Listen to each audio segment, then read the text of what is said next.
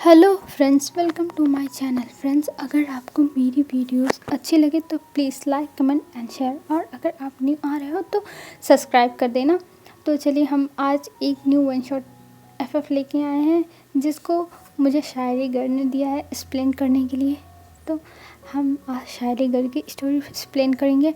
और मैं पहले ही बता देती हूँ, जिसको नहीं पसंद आता है लोग इग्नोर कर देना प्लीज़, हेटफुल कमेंट्स मत देना। तो चलिए, बिना देरी किए आज की एफएफ स्टार्ट करते हैं। हम सबसे पहले इस एफएफ के बारे में थोड़ा आप लोगों को बता देते हैं। ये एफएफ एक हिस्टोरिकल एफएफ है, और इसमें लैन वांगची एक डोमिनेटेड अल्फ़ा है, और उसके पास कुछ मैजिक भी है। और इसमें विंग है, वो एक ओमेगा है, उसके पास भी कुछ मैजिक है। और इसमें लैन शिचान है, वो भी एक अल्फ़ा है। जियानचन ओमेगा है, यानली ओमेगा है।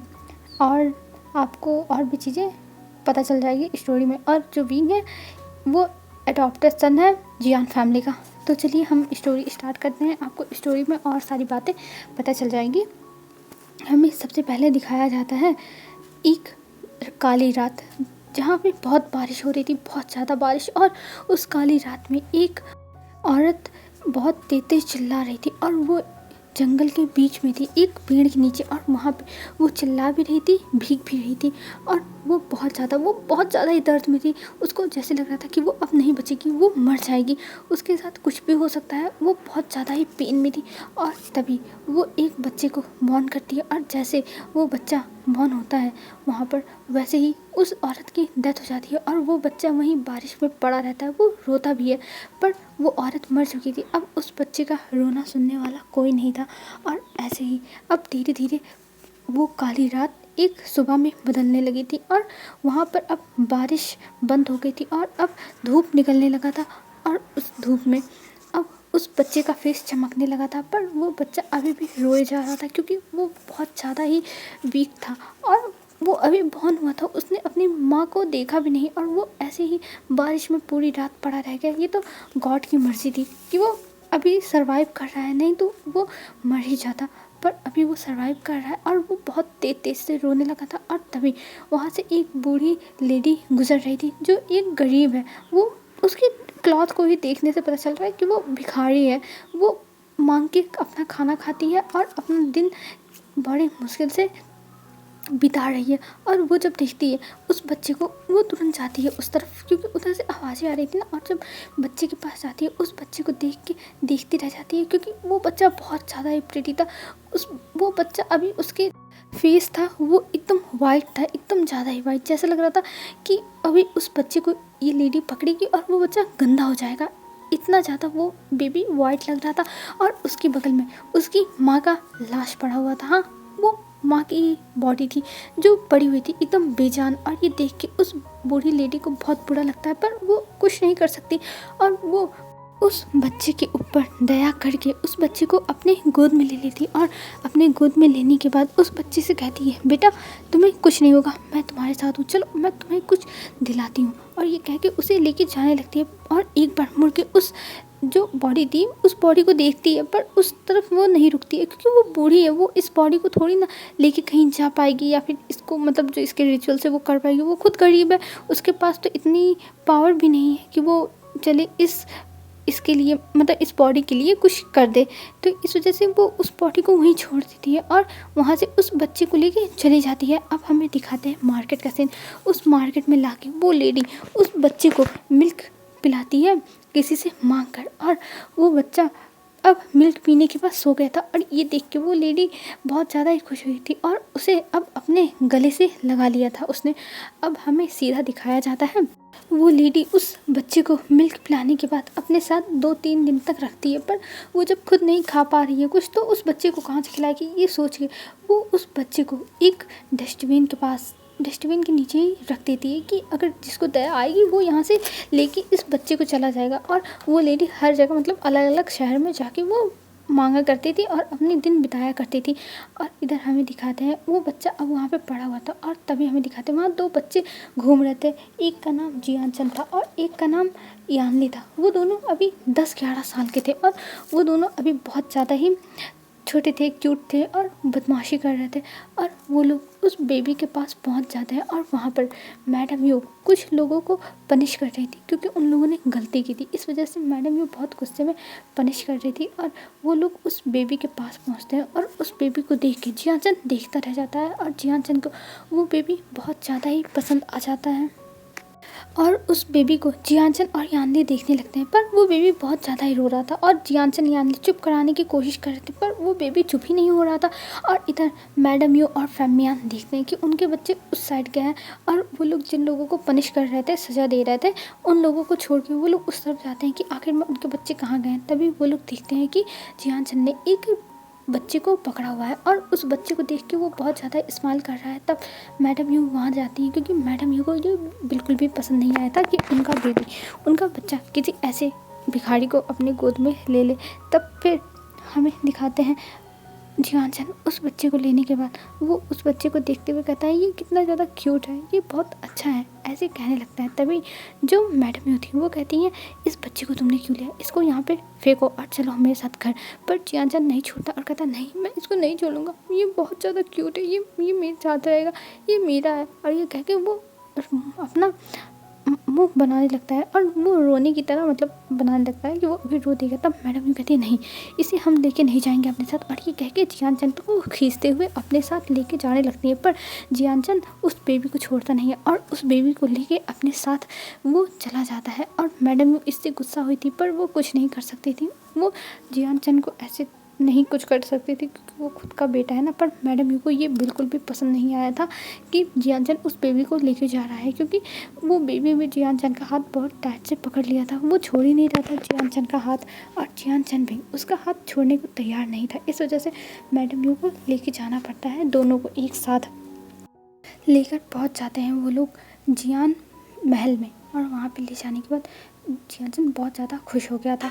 अब हमें सीधा दिखाया जाता है 12 साल के बाद का सीन। 12 साल बीत चुके थे और इतने दिनों में विंग के ऊपर 12 सालों में विंग के ऊपर बहुत ज़्यादा टॉर्चर हुआ था। विंग को सब लोग बहुत ज़्यादा ही टॉर्चर करते थे, उसके ऊपर ध्यान नहीं देते थे और मैडम यू अपना सारा गुस्सा बस विंग के ऊपर उतारती थी। और विंग ये सब सहता था बस किसके लिए, अपने भाई के लिए, अपने गग्गल के लिए, जियानचन के लिए, क्योंकि जियानचन उससे बहुत प्यार करता था। जियानचन विंग को अपना भाई मानता था, इस वजह से वो उसे बहुत ज़्यादा ही प्यार करता था। और यहाँ पर जियानचन एक बीटा है और जो विंग है वो ओमेगा है और यानली भी ओमेगा है और वो भी विंग से प्यार करती है पर जियानचन की तरह नहीं करती है। वो अपने मॉम डैड की ज़्यादा बातें मानती है पर वो थोड़ा बहुत प्यार करती है। पर जियानचन विंग के लिए सबसे लड़ सकता है, जियानचन सबके खिलाफ चला जाता है विंग के लिए। और विंग का नाम विंग जियानचन नहीं रखा है क्योंकि जियानचन विंग को बहुत ज़्यादा ही प्यार करता है, वो बहुत ज़्यादा ही अपने क्लोज रखता है विंग को। और विंग के पास हीलिंग पावर्स है जो बस जियानचन को पता है। विंग अपने जो चोट है उनको हील नहीं कर सकता है पर वो पूरी दुनिया के जो भी लोग रहेंगे सबके चोटों को हील कर सकता है। और ये बात बस जियानचन जानता है और जियानचन ने ये बात किसी को नहीं बताई है क्योंकि उसे पता है कि उसके मॉम डैड बहुत ज़्यादा लालची हैं और अगर उन्हें पता चला तो वो विंग के साथ कुछ भी उल्टा सीधा करने से पहले सोचेंगे नहीं कुछ, बस वो कर जाएंगे। और ये जियानचन नहीं चाहता है, वो चाहता है कि उसका ब्रदर ठीक रहे, उसका ब्रदर एकदम सेफ रहे, सुरक्षित रहे। इस वजह से जियानचन इस बारे में किसी को भी नहीं बताया है, अपने मॉम डैड को भी नहीं बताया है। अब हमें सीन शिफ्ट करके दिखाते हैं कुछ दिन के बाद का सीन। अब इन लोगों को जाना था लैन क्लैन क्योंकि जो लैन क्लैन का महल है वो बहुत बड़ा है और ये लोग लैन क्लैन के अंडर आते हैं क्योंकि जो लैन क्लैन का किंग है वो एक डोमिनेटेड अल्फ़ा है और वही पूरे जो मतलब पूरे क्लैन्स हैं उन सब के ऊपर राज करता है। तो इस वजह से ये लोग लैन क्लैन के अंडर में आते हैं और वहाँ पे इन लोगों को बुलाया गया था और ये लोग जाने की तैयारियाँ कर रहे थे। और इन लोगों की कुछ प्लानिंग भी थी जो ये लोग अपनी प्लानिंग को सक्सेसफुल करना चाहते थे। अब सीधा हमें दिखाया जाता है मेन जो मेंशन था वहाँ का सीन। वहाँ पे सब लोग पहुँच चुके थे मतलब लैन क्लैन, और वहाँ पे हर क्लैन के लोग आए थे क्योंकि सब लोग लैन क्लैन के अंडर में आते हैं। और वहाँ पे आज बैठ के सब लोग कुछ बातें डिस्कस कर रहे थे जो सबके राज के लिए बहुत ज़्यादा इम्पोर्टेंट थी। और इसी में मैडम यू अपना फ़ायदा देखते हुए वो सीधा बात करती हैं कुरैन से, लैन कुरैन से, उनके दोनों बच्चों के बारे में।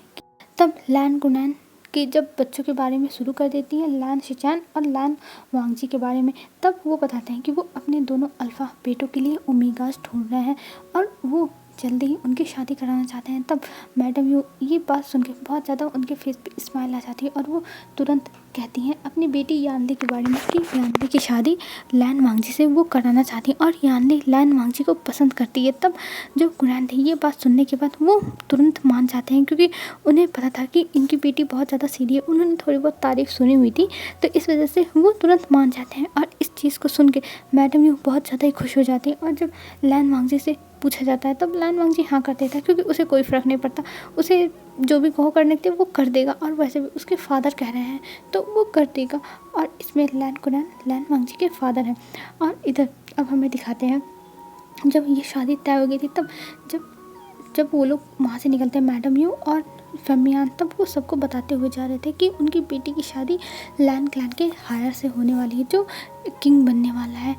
तो और ये सब कहते हुए वो लोग बहुत ज़्यादा प्राउड फील कर रहे थे, बहुत ज़्यादा उन लोग को हंसी आ रही थी, वो लोग बहुत खुश हैं, बहुत बहुत बहुत ज़्यादा खुश थे। और अब वो लोग घर पे आ गए थे और वो लोग अब घर पे तैयारियां करने लगे थे, क्योंकि कुछ टाइम में मतलब जैसे 2-3 दिन में जो लैन फैमिली है वो आने वाली है एक बार यानली को देखने के लिए। और इस वजह से अब पूरी तैयारियां शुरू हो गई हैं और इधर पूरे घर वाले एक्साइटेड थे। और ये सुन के बीइंग जियान सब एक्साइटेड हो गए थे, उन्हें अच्छा लग रहा था कि उनकी दी की शादी होने वाली है। पर यहाँ पे यानली खुश नहीं थी, यानली बिल्कुल भी खुश नहीं थी, क्योंकि वो जिन जोशुआन से प्यार करती थी और वो जिन जोशुआन के साथ ही रहना चाहती थी। पर अब उसकी शादी किसी और के साथ हो रही है और वो बहुत ज़्यादा ही सैड है। और इस बारे में यानली ने किसी को भी नहीं बताया था, ना जियान को, ना विंग को, किसी को नहीं। और अपने मॉम डैड को तो वो बता ही नहीं सकती, ये सवाल ही नहीं उठता कि वो अपने मॉम डैड को ये सब बताए। तो इस वजह से ये बात किसी को नहीं पता थी। पर जो जियान मेंशन था वहाँ पे, सॉरी जियान जो उनका घर था वहाँ पे पूरा एकदम तैयारियाँ चल रही थी और सब लोग बहुत ज़्यादा ही खुश थे, बहुत ज़्यादा खुश थे कि अब उनके घर में शादी होने वाली है, और वो भी एक राजा से, इतने बड़े राजा से। वो लोग बहुत खुश थे। अब हमें दिखाया जाता है सीधा उस दिन का सीन जिस दिन जो लैन फैमिली थी वो आई हुई थी। और यहाँ पे आता है लैन वांगजी, वो कुछ नहीं बोलता है, वो चुपचाप बैठा रहता है और वो यानली को देखता भी नहीं है।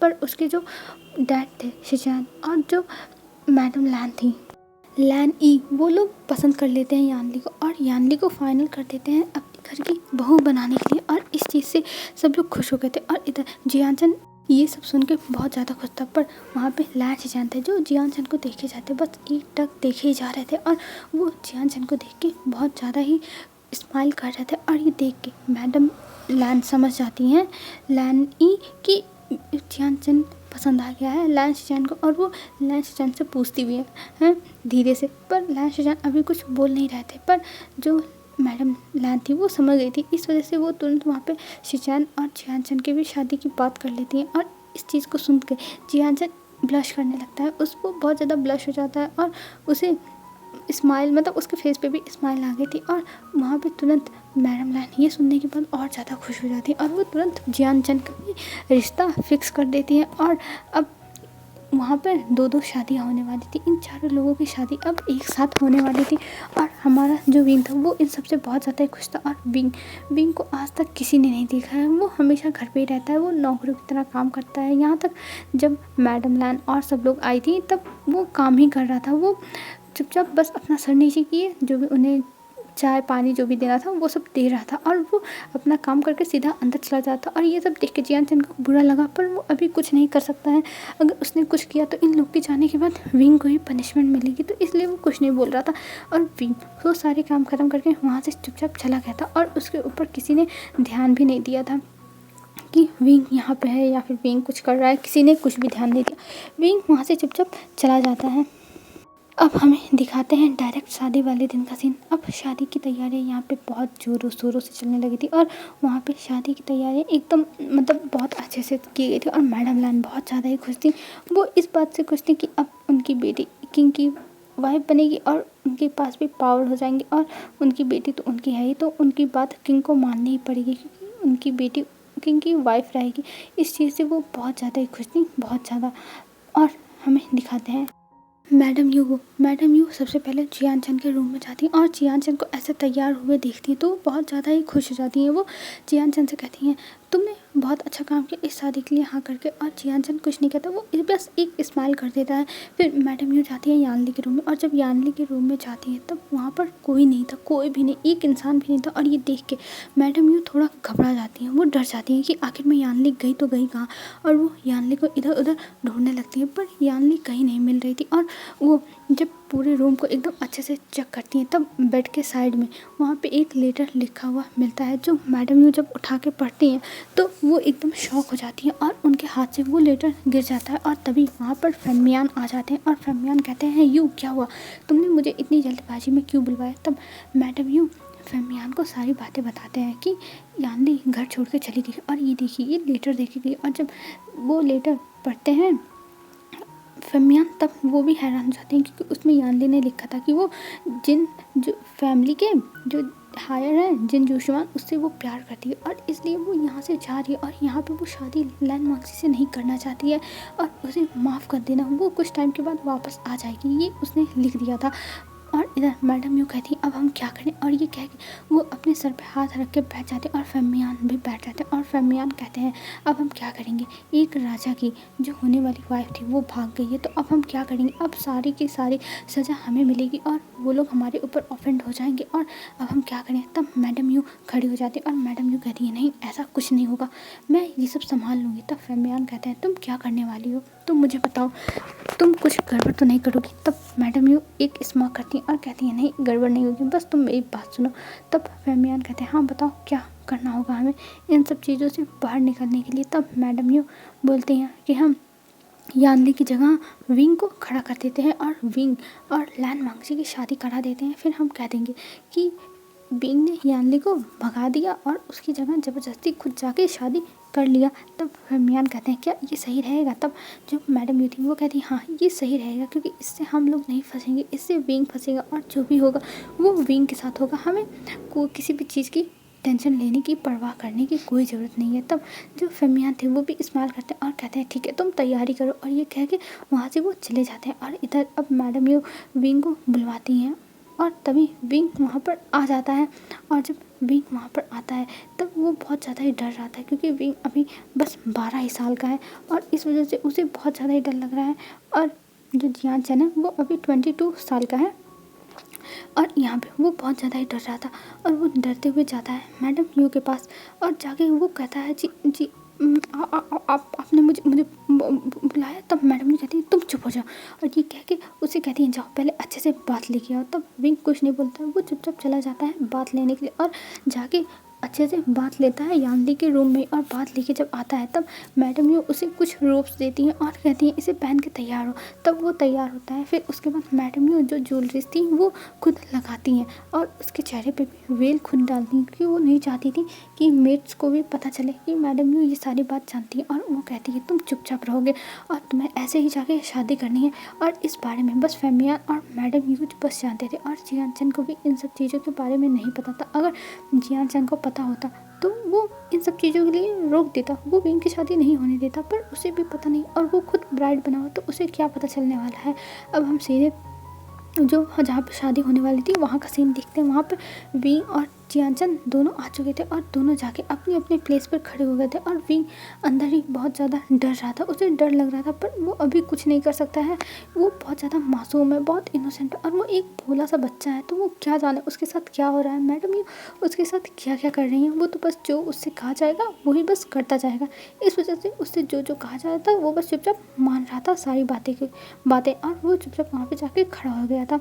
और अब प्रीस्ट अपना जो भी था रिचुअल्स को स्टार्ट कर देते हैं। फिर उसके बाद उनके सारे रिचुअल्स अब ख़त्म हो जाते हैं और यहाँ की एक ये भी रूल्स थे, जो ओमेगा का वेल हटाया जाएगा वो सबके सामने अल्फ़ा हटाएगा और वो अपने घर पे ही, मतलब जहाँ पे शादी हुई रहेगी वहाँ ही हटेगा। तो इस वजह से अब जियान और विंग को बैठाया जाता है और वहाँ पे उन दोनों के अल्फ़ा शिचैन और लैन वांगजी वहाँ पर आ चुके थे और वो दोनों अपने अपने जो भी थे पार्टनर उनको देख रहे थे। और फिर कहा जाता है हटाने के लिए और सबसे पहले लैन शिचैन हटाते हैं। लैन शिचैन की नज़र जियान से मिलती है और जियान उन्हें देख के स्माइल करता है और लैन शिचैन भी जियान को देख के बहुत बड़ी स्माइल करते हैं, उनके चेहरों पे स्माइल थी। और इधर लैन वांगजी अब जब अपना अपने पार्टनर का वेल हटाता है तो सब लोग देख के हैरान, ये कौन है, इसे तो वो लोग जानते ही नहीं है, पूरी लैन फैमिली। तब जो मैडम यू थी वो आती और विंग को एक थप्पड़ लगाती और कहती हैं, तुमने तुमने मेरी बेटी की जगह ली, तुम ऐसा कैसे कर सकते हो। तब जियानचन खड़ा हो जाता और जियानचन कहता, आप ये क्या कह रही हो, विंग ऐसा नहीं कर सकता। और सीजे कहाँ गई, वो कहाँ है। तब जो मैडम थी वो कहती मुझे नहीं पता, लेकिन इस लड़के ने, इस नालायक ने मेरी बेटी की जगह ले ली, उसने मेरी बेटी की लाइफ बर्बाद कर दी, मेरी बेटी कहाँ है बताओ। और ये कह के विंग को हिलाने लगती है, पर विंग बस रो रहा था। विंग को समझ में नहीं आता कि मैडम ये क्या कर रही है। उसे मारा, फिर उसके बाद उसके साथ ऐसे बिहेव कर रही हैं, और मैडम यू अभी भी ऐसे ही बिहेव कर रही थी। और वो सारा एग्ज़ाम जो भी था वो विंग के ऊपर लगा देती हैं और कहती हैं ये सारी की सारी गलती विंग की है, विंग ने ये सब किया है, विंग को ऐसा नहीं करना चाहिए था, उसने बेटी की मेरी ज़िंदगी बर्बाद कर दी। और अब विंग को सब लोग वहाँ पे बस एक नफ़रत भरी आंखों से देखने लगे थे, और वहाँ पे बस जो जियानचन था वही विंग का सपोर्ट कर रहा था, और कोई भी विंग के सपोर्ट में नहीं बोल रहा था। विंग अब चुपचाप अकेला पड़ गया था, और अब वो लोग कुछ नहीं कर सकते थे, क्योंकि लैन क्लैन में शादी उसकी हो चुकी है। तो इन्हें ब्राइड को लेके जाना पड़ेगा, क्योंकि अगर ये लोग ब्राइड को लेके नहीं गए तो लैन क्लैन की बदनामी होगी, और ये लोग अपनी बदनामी नहीं सह सकते हैं। इस वजह से अब विंग को लेके वो लोग जाने लगते हैं अपने साथ, अपने क्लैन। और हमें अब दिखाते हैं वो लोग कुछ टाइम में अब क्लैन पहुंच गए थे, और विंग वहाँ पे जाता है लैन वांगजी के रूम में, और लैन वांगजी के रूम में ले जाके उसे बैठा दिया जाता है। और फिर इधर दिखाते हैं मैडम ये इन सब चीज़ों से बहुत ज़्यादा, सॉरी मैडम लैन इन सब चीज़ों से बहुत ज़्यादा ही दुखी थी, उन्हें गुस्सा आ रही थी, उन्हें नफरत हो रही थी विंग से। और पूरी फैमिली, पूरी लैन फैमिली ही अब विंग से नफरत करने लगी थी। वहाँ पे जो और भी लोग थे, जो वहाँ पे सर्वेंट थे, वो भी सब लोग नफरत करने लगे थे, क्योंकि उनके राजा के साथ धोखा किया विंग ने। विंग को ऐसा नहीं करना चाहिए था, वो ऐसा कैसे कर सकता है उनके राजा के साथ। पर अब ये लोग क्या करें, अब कुछ नहीं कर सकते हैं, जो हो गया है वो हो गया है। और इधर विंग तो बेचारा कुछ जानता ही नहीं था इन सब बारे में। अब हमें दिखाते हैं लैन वांगजी को। लैन वांगजी उसके रूम में आता है, और जब विंग को देखता है वहाँ पे तो वो इरिटेट हो जाता है, और विंग से कहता है तुम यहाँ से उतरो, पर विंग उतर नहीं रहा था। तब लैन वांगजी उसे पकड़ के नीचे फेंक देता है, और फिर लैन वांगजी कहता है कि ये तुम्हारी औकात है, समझे, तुम्हें किसने कहा कि तुम मेरे बेड पे सो सकते हो, और तुम इस रूम में भी नहीं रह सकते हो। तब विंग कहता है गग्गा आप मेरे साथ ऐसा क्यों कर रहे हो गग्गा, मैंने तो कुछ नहीं किया है गग्गा। और ये कह के विंग रोने लगता है। तब लैन वांगजी कहता है तुम मेरे रूम से निकल जाओ, और ये कह के विंग को अपने रूम से निकाल देता है लैन वांगजी। और लैन वांगजी इस समय गुस्से में था, वो कोई भी बात विंग की नहीं सुनता है। और विंग उसके रूम से बाहर जाने के बाद वो उसके रूम के बाहर ही एक छोटा सा जगह था जहाँ पे टेबल रखा हुआ था, वहीं पे जाके वो चुपचाप सोने लगता है। और इधर हमें शिजान को और जियानचन को दिखाता है। जियानचन बहुत ज़्यादा ही टेंशन कर रहा था विंग के लिए, और वो विंग के लिए परेशान था। तब शिजान कहता है तुम टेंशन मत लो, मैं जाके देख के आता हूँ विंग को। तब जो जियानचन था वो कहता है नहीं मैं भी चलूँगा। तब लैन शिजान कहते हैं ठीक है, और ये कह के उसे हांची में से निकालते हैं। और लैन वांगजी यहाँ पे जिनसी में रहता है, और शिजान हांची में रहते हैं। तब वो लोग जिनसी की तरफ जाते हैं, और जब वहाँ पे जाते हैं लैन वांगजी के डोर के पास, तब वहाँ पे देखते हैं कि टेबल के पास विंग सोया हुआ है। और ये देख के जियानचन की आंखों में आंसू आ जाते हैं, और वो विंग के पास तुरंत जाता है, और विंग को देखने लगता है कि विंग यहाँ पे कितनी मुश्किल से सोया हुआ है, उसे ठंडी भी लग रही है, और उसने जो ज्वेलरीज पहनी है उसमें वो कंफर्टेबल भी नहीं है। ये देख के जियानचन की आंखों में आंसू आ जाता है, और शिजान उसे मना करते हैं रोने से, और कहते हैं तुम टेंशन मत लो, हम इसे अपने रूम में लेके चलते हैं। और वो लोग विंग को उठाते हैं और अपने रूम में लेके आते हैं। और वहाँ पे विंग के जो भी जेवर थे, जो भी उसने पहना था, अपर रोब्स मतलब जो भी रोब्स पहने थे, सब जियानचन निकाल देता है। और निकालने के बाद उसे बस उसके अंडर रोब्स में ही अपने बेड पे सुला लेता है अपने बगल में। और वहाँ पे लैन शिजान जियानचन और विंग सोए हुए थे, और जियानचन विंग की बहुत केयर कर रहा था। और ये सब शिजान देख रहे थे, और शिजान भी विंग की जो मासूम फेस था उसे देख के उन्हें भी प्यार आ रहा था। वो सोच नहीं सकते थे कि विंग ऐसा कर सकता है। हाँ, उन्हें विश्वास है, क्योंकि जियानचन को विश्वास है कि विंग ऐसा नहीं कर सकता है। तो लैन शिजान भी विश्वास करेंगे विंग के ऊपर, और वो विंग के ऊपर कोई आँच नहीं आने देंगे, क्योंकि विंग बहुत ज़्यादा क्यूट है, और विंग को देख के उन्हें बहुत अच्छा लग रहा है, उन्हें बहुत अच्छी फीलिंग आ रही है। तो वो विंग को कुछ नहीं होने देंगे, क्योंकि जियानचन भी विंग से बहुत ज़्यादा ही प्यार करते हैं। और अब ऐसे ही दिन बीतने लगे थे, और जो क्लैन था वहाँ पे विंग को सब लोग बहुत ज़्यादा बुली करते थे, बहुत ज़्यादा। और यहाँ पे लैन वांगजी भी विंग को हमेशा धक्का देता रहता था, उसे अनाप शनाप बातें कहता रहता था, उसे टॉर्चर करता रहता था। और उसे बहुत ज़्यादा ही परेशान करता था। और इस चीज़ से विंग रोता भी था कभी कभी, पर जब भी उसके साथ कुछ भी गलत होता था तो उसके पास शिचैन या फिर जियाचन आ जाते थे। और ऐसे ही एक दिन विंग से गलती हो जाती है, वो कुछ सामान लैन वांगजी का तोड़ देता है, जिसकी वजह से लैन वांगजी उसे खाना नहीं देता है और उसे बस रूम में लॉक करके रखने के लिए आदेश दे देता है। तब शिचैन को बहुत बुरा लगता है और जियाचन तो रो रहा ही था उसके लिए। तब लैन शिचैन खुद धीरे से खाना लेके जाते हैं और विंग को अपने हाथों से खिलाते हैं और विंग भी बहुत प्यारी तरीके से खाता है, जो देख के जियाचन के चेहरे पे स्माइल आ गई थी। और ऐसे ही अब दिन बीतने लगे थे और मैडम लैन भी विंग को बहुत ज़्यादा ही पनिश करती थी। वो हमेशा उसे पनिश करती रहती थी और ये सब देख के जियाचन को बुरा लगता था, लेकिन वो क्या कर सकता है, कुछ नहीं कर सकता अभी। और वैसे भी लैन वांगजी यहाँ का राजा है, तब राजा के सामने वो क्या बोल सकता है। और शिचैन के पास इतनी पावर नहीं है कि वो जाके सबके खिलाफ हो जाए और विंग को प्रोटेक्ट कर पाए, क्योंकि उसके साथ बस शिचैन ही है और लैन कुनैन, मैडम लैन और लैन वांगजी कोई नहीं है। तो वो उसे थोड़ा शांत रहना पड़ेगा, उसे ये सब सहना होगा। और वो हमेशा विंग को समझाता था कि विंग अभी तुम्हारे साथ ये सब जो हो रहा है वो तुम सहो, देखना गॉड एक दिन तुम्हारी सारी प्रेयर पूरी करेंगे और तुम्हारी लाइफ अच्छी हो जाएगी। और वो ऐसे ही समझा के उसे खाना खिलाता था, उसे सुलाता था। और विंग के हाथ पैर देख के भी उसे तरस आते थे, क्योंकि वो बहुत ज़्यादा उससे पनिश किया जाता था ना, वो काम भी करवाया जाता था। और अब विंग बहुत ज़्यादा ही शांत रहता था, वो पहले से ही शांत रहता था पर अब ज़्यादा ही शांत रहता था। और वो बहुत ज़्यादा वीक भी था, क्योंकि बचपन से उसकी केयर तो हुई नहीं है।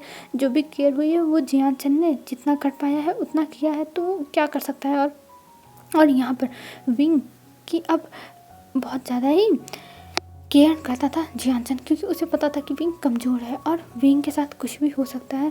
इस वजह से वो हमेशा केयर करता था। और कभी कभी ये सब देख के मैडम लैन को भी बुरा लगता था विंग के लिए, कि विंग को बेचारे को इतना पनिश किया जाता है, फिर भी विंग हर चीज़ खुशी खुशी सहता है। विंग किसी को कुछ भी नहीं कहता है, वो सारी चीज़ें मान लेता है। इस वजह से मैडम लैन भी कभी कभी उन्हें भी बुरा लगता था विंग के लिए, पर वो इन सब चीज़ों को अपने ऊपर हावी नहीं होने देना चाहती थी और वो इन सब चीज़ों को इग्नोर कर देती है। ऐसे ही कुछ दिन बीत गए थे। फिर एक दिन हमें दिखाया जाता है लैन वांगजी का ड्रेस विंग से गलती से ख़राब हो जाता है, क्योंकि विंग वहाँ पे बैठ के कुछ ड्रॉ कर रहा था और वहाँ पे लैन वांगजी की ड्रेस रखी हुई थी, जिस पे विंग से इंक गिर गया था। और जिसके बाद लैन वांगजी ने उसे खाना भी नहीं दिया और उसे घर से बाहर निकाल दिया। और उस दिन बर्फ़ गिर रही थी लैन क्लैन में, जिसकी वजह से विंग को बहुत ज़्यादा ही ठंडी लग रही थी और उसने अपने गर्म कपड़े भी नहीं लिए थे ना, तो इसलिए उसे ज़्यादा प्रॉब्लम हो रही थी।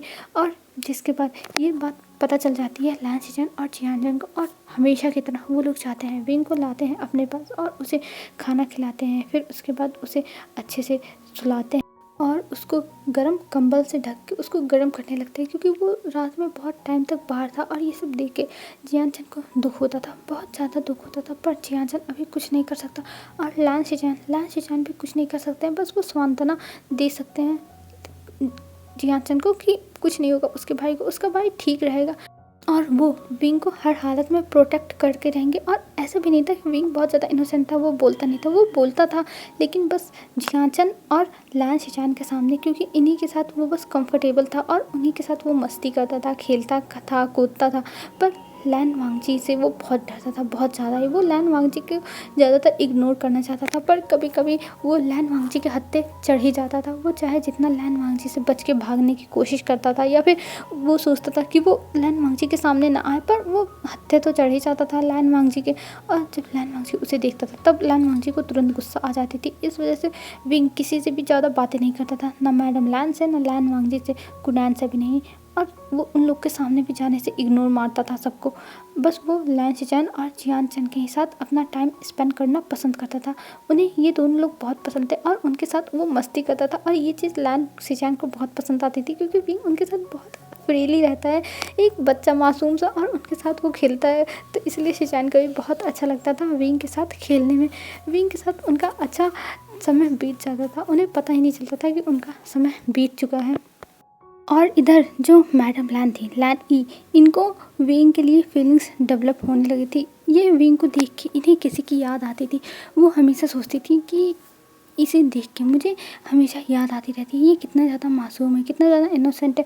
क्योंकि मैडम लैन और मतलब मैडम लैन को जो भी मैडम यू ने बताया था उसके अपोजिट विंग था।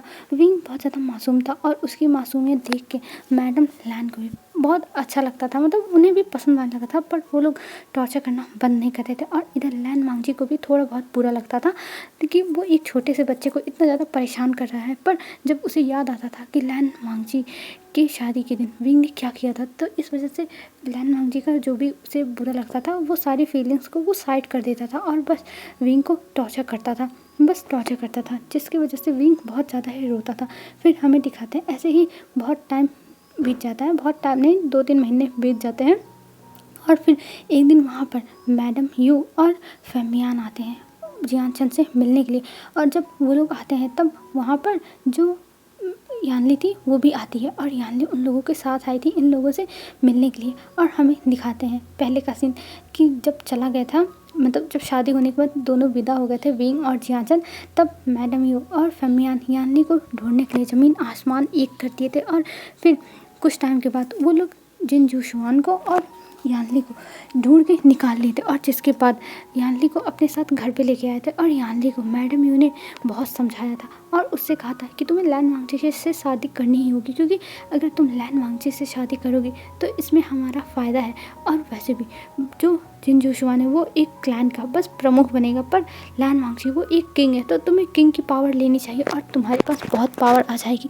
मतलब और भी उल्टा सीधा बोलती हैं मैडम यू, तो जिसकी वजह से यानली उनकी बातों में आ जाती है और वो कहती है ठीक है आप जो कहोगी मॉम वो मैं करूँगी, क्योंकि यानली के भी मन में अब लालच आ गई थी। वो भी चाहती थी कि वो एक किंग की वाइफ बने, उसके पास भी पावर है। वो अपनी मॉम की तरह एकदम सोचने लगी थी, क्योंकि मैडम यू उसे एकदम अपनी तरह ही समझा दी थी कि तुम्हें पावर चाहिए, तुम ऐसे एक प्यार को लेके कैसे रह सकती हो, एक क्लैन के आम से इंसान के प्यार को जो बस एक क्लैन का लीडर है। पर अगर लैन वांगची तुम्हारे साथ रहेगा तो तुम्हारे पैरों में सब गिरेंगे, सब तुम्हारे पैरों के नीचे रहेंगे। और ये सब सुनकर यानली के भी अंदर ही इन सब के लालच आ गए थे, जिस वजह से यानली भी मान गई थी। और अब वो आई थी यहाँ पर लैन क्लैन में सब लोगों से मिलने के लिए और सब लोगों से माफ़ी मांगने के लिए कि उसने जो किया उसके लिए माफ़ करते, और सब लोग मान गए थे। पर अब मैडम लैन के दिमाग में कुछ और ही खुराफातें शुरू हो गई थी। वो अब चाहती थी कि लैन वांगची विंग को छोड़ के यानली से शादी कर ले, और इसके लिए वो अब प्लान बनाने लगती हैं कि वो यानली की शादी हर हालत में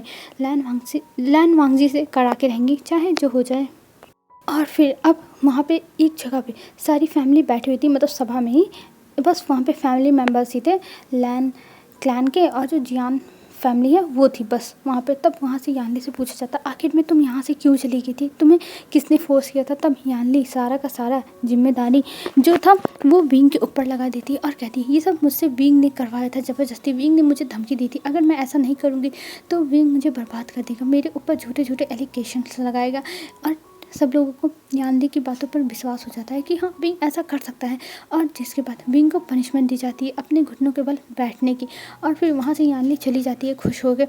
और अभी शाम का टाइम था, और जब जियानचन को ये सब बातें पता चलती है, क्योंकि जियानचन वहाँ नहीं गया था, उसकी तबीयत थोड़ी ठीक नहीं थी, जब उसे पता चलता है तो उसकी आंखों से आंसू गिरने लगता है और वो तुरंत उसी रात को जाता है सीधा अपनी मॉम और बहन की रूम में जहाँ पे वो लोग थे रुके हुए थे, वहाँ पर सीधा जियानचन चला जाता है। और वहाँ पर जाने के बाद जियानचन कहता है कि आप लोगों ने ऐसा क्यों किया, मुझे पता है कि विंग ने ऐसा नहीं किया है, फिर भी आप लोगों ने विंग के बारे में ऐसा क्यों बोला, बताइए मुझे ऐसा क्यों कहा।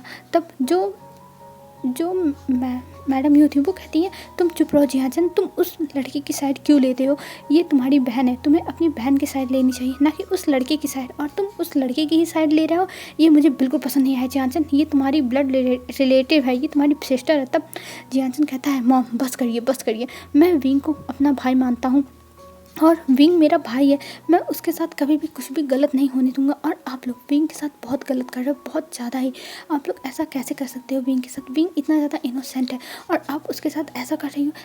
तब मैडम यूँ कहती है हाँ मैं ऐसा कर रही हूँ क्योंकि तुम्हारी बहन इन सब के लिए बनी हुई है, ना कि वो लड़का। वो एक नंबर का बेशर्म लड़का है, और ये कह के वो चिल्लाने लगती है। और तभी जो यानली के पास जियानचंद जाता और कहता है, शीजे आप तो समझो, आप ऐसा क्यों कर रही हो। तब जो यानली थी वो कहती है, तुम चुप रहो, और मॉम ने सही कहा, मैं अगर लैन वांगजी की वाइफ बनती हूँ तो मेरा होने वाला बेबी वो राजा बनेगा, यहाँ का किंग बनेगा। और ये सब कह के वो कहती है, हाँ मैं यहाँ से खुद गई थी, लेकिन मैं विंग को यहाँ से हटा दूंगी और मैं फिर से अपनी प्लेस ले लूँगी, क्योंकि वो प्लेस मेरी होने वाली थी, पर मैं अपनी प्लेस लेके रहूँगी। तब जियानचंद कहता है, शीजे आप तो विंग से प्यार करती थी ना, आप ऐसा कैसे कर सकती हो। तब जो यानली थी वो कहती है, मैं विंग से कोई प्यार वार नहीं करती हूँ, मुझे बस मेरी पावर चाहिए और मुझे अपनी पावर से बहुत ज़्यादा ही प्यार है। तब ये सुन के जियानचंद को बहुत ज़्यादा ही गुस्सा आती है और वो अपनी मॉम के ऊपर, अपनी सिस्टर के ऊपर चिल्लाने लगता है और कहता है, आप लोग ऐसा कैसे कर सकती हो, आप लोग कितने ज़्यादा बुरे हो, आप लोग बहुत ज़्यादा बुरे हो। और ये कह के वो चिल्लाने लगता है और कहता है,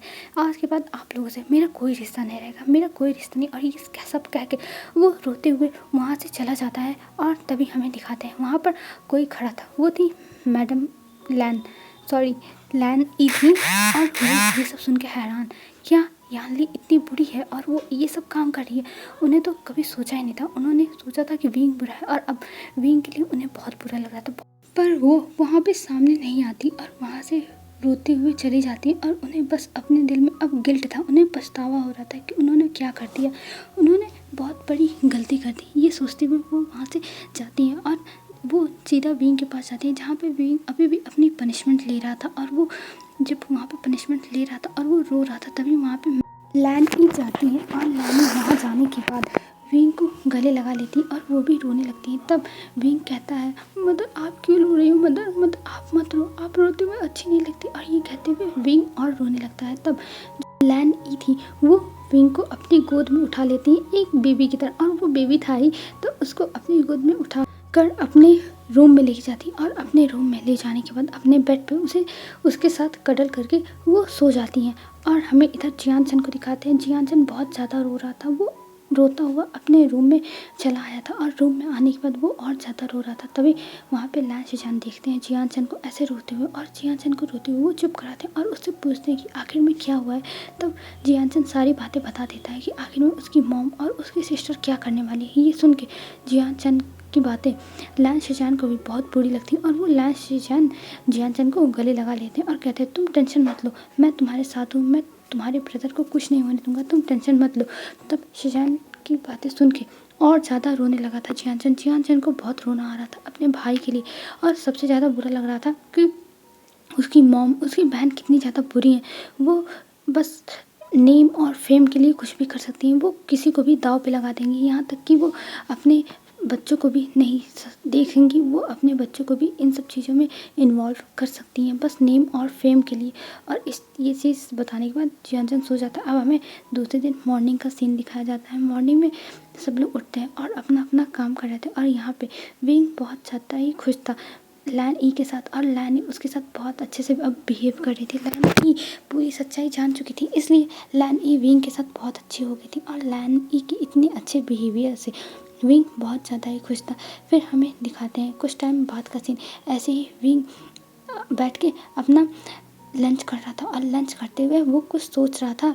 तभी वहाँ पे जो यानली थी, यानली आ जाती, और यानली विंग को इतने मज़े से खाते हुए देख के उससे रहा नहीं जाता, और वो विंग के पास जाती और कहती है, यहाँ से खड़े हो।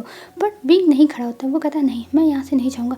तब यानली उसके ऊपर तुरंत हाथ उठा लेती है मारने के लिए। तभी वहाँ पे लैन ई आ जाती है, और लैन ई आने के बाद यानली का हाथ पकड़ लेती है और कहती है, तुम ये क्या कर रही हो। तब यानली कहती है, यहाँ पे सारी गलती विंग की है, विंग यहाँ पे अच्छे से खा नहीं रहा है, वो रूल्स ब्रेक कर रहा है, और मतलब ऐसे ही एग्ज़ाम लगाने लगती है।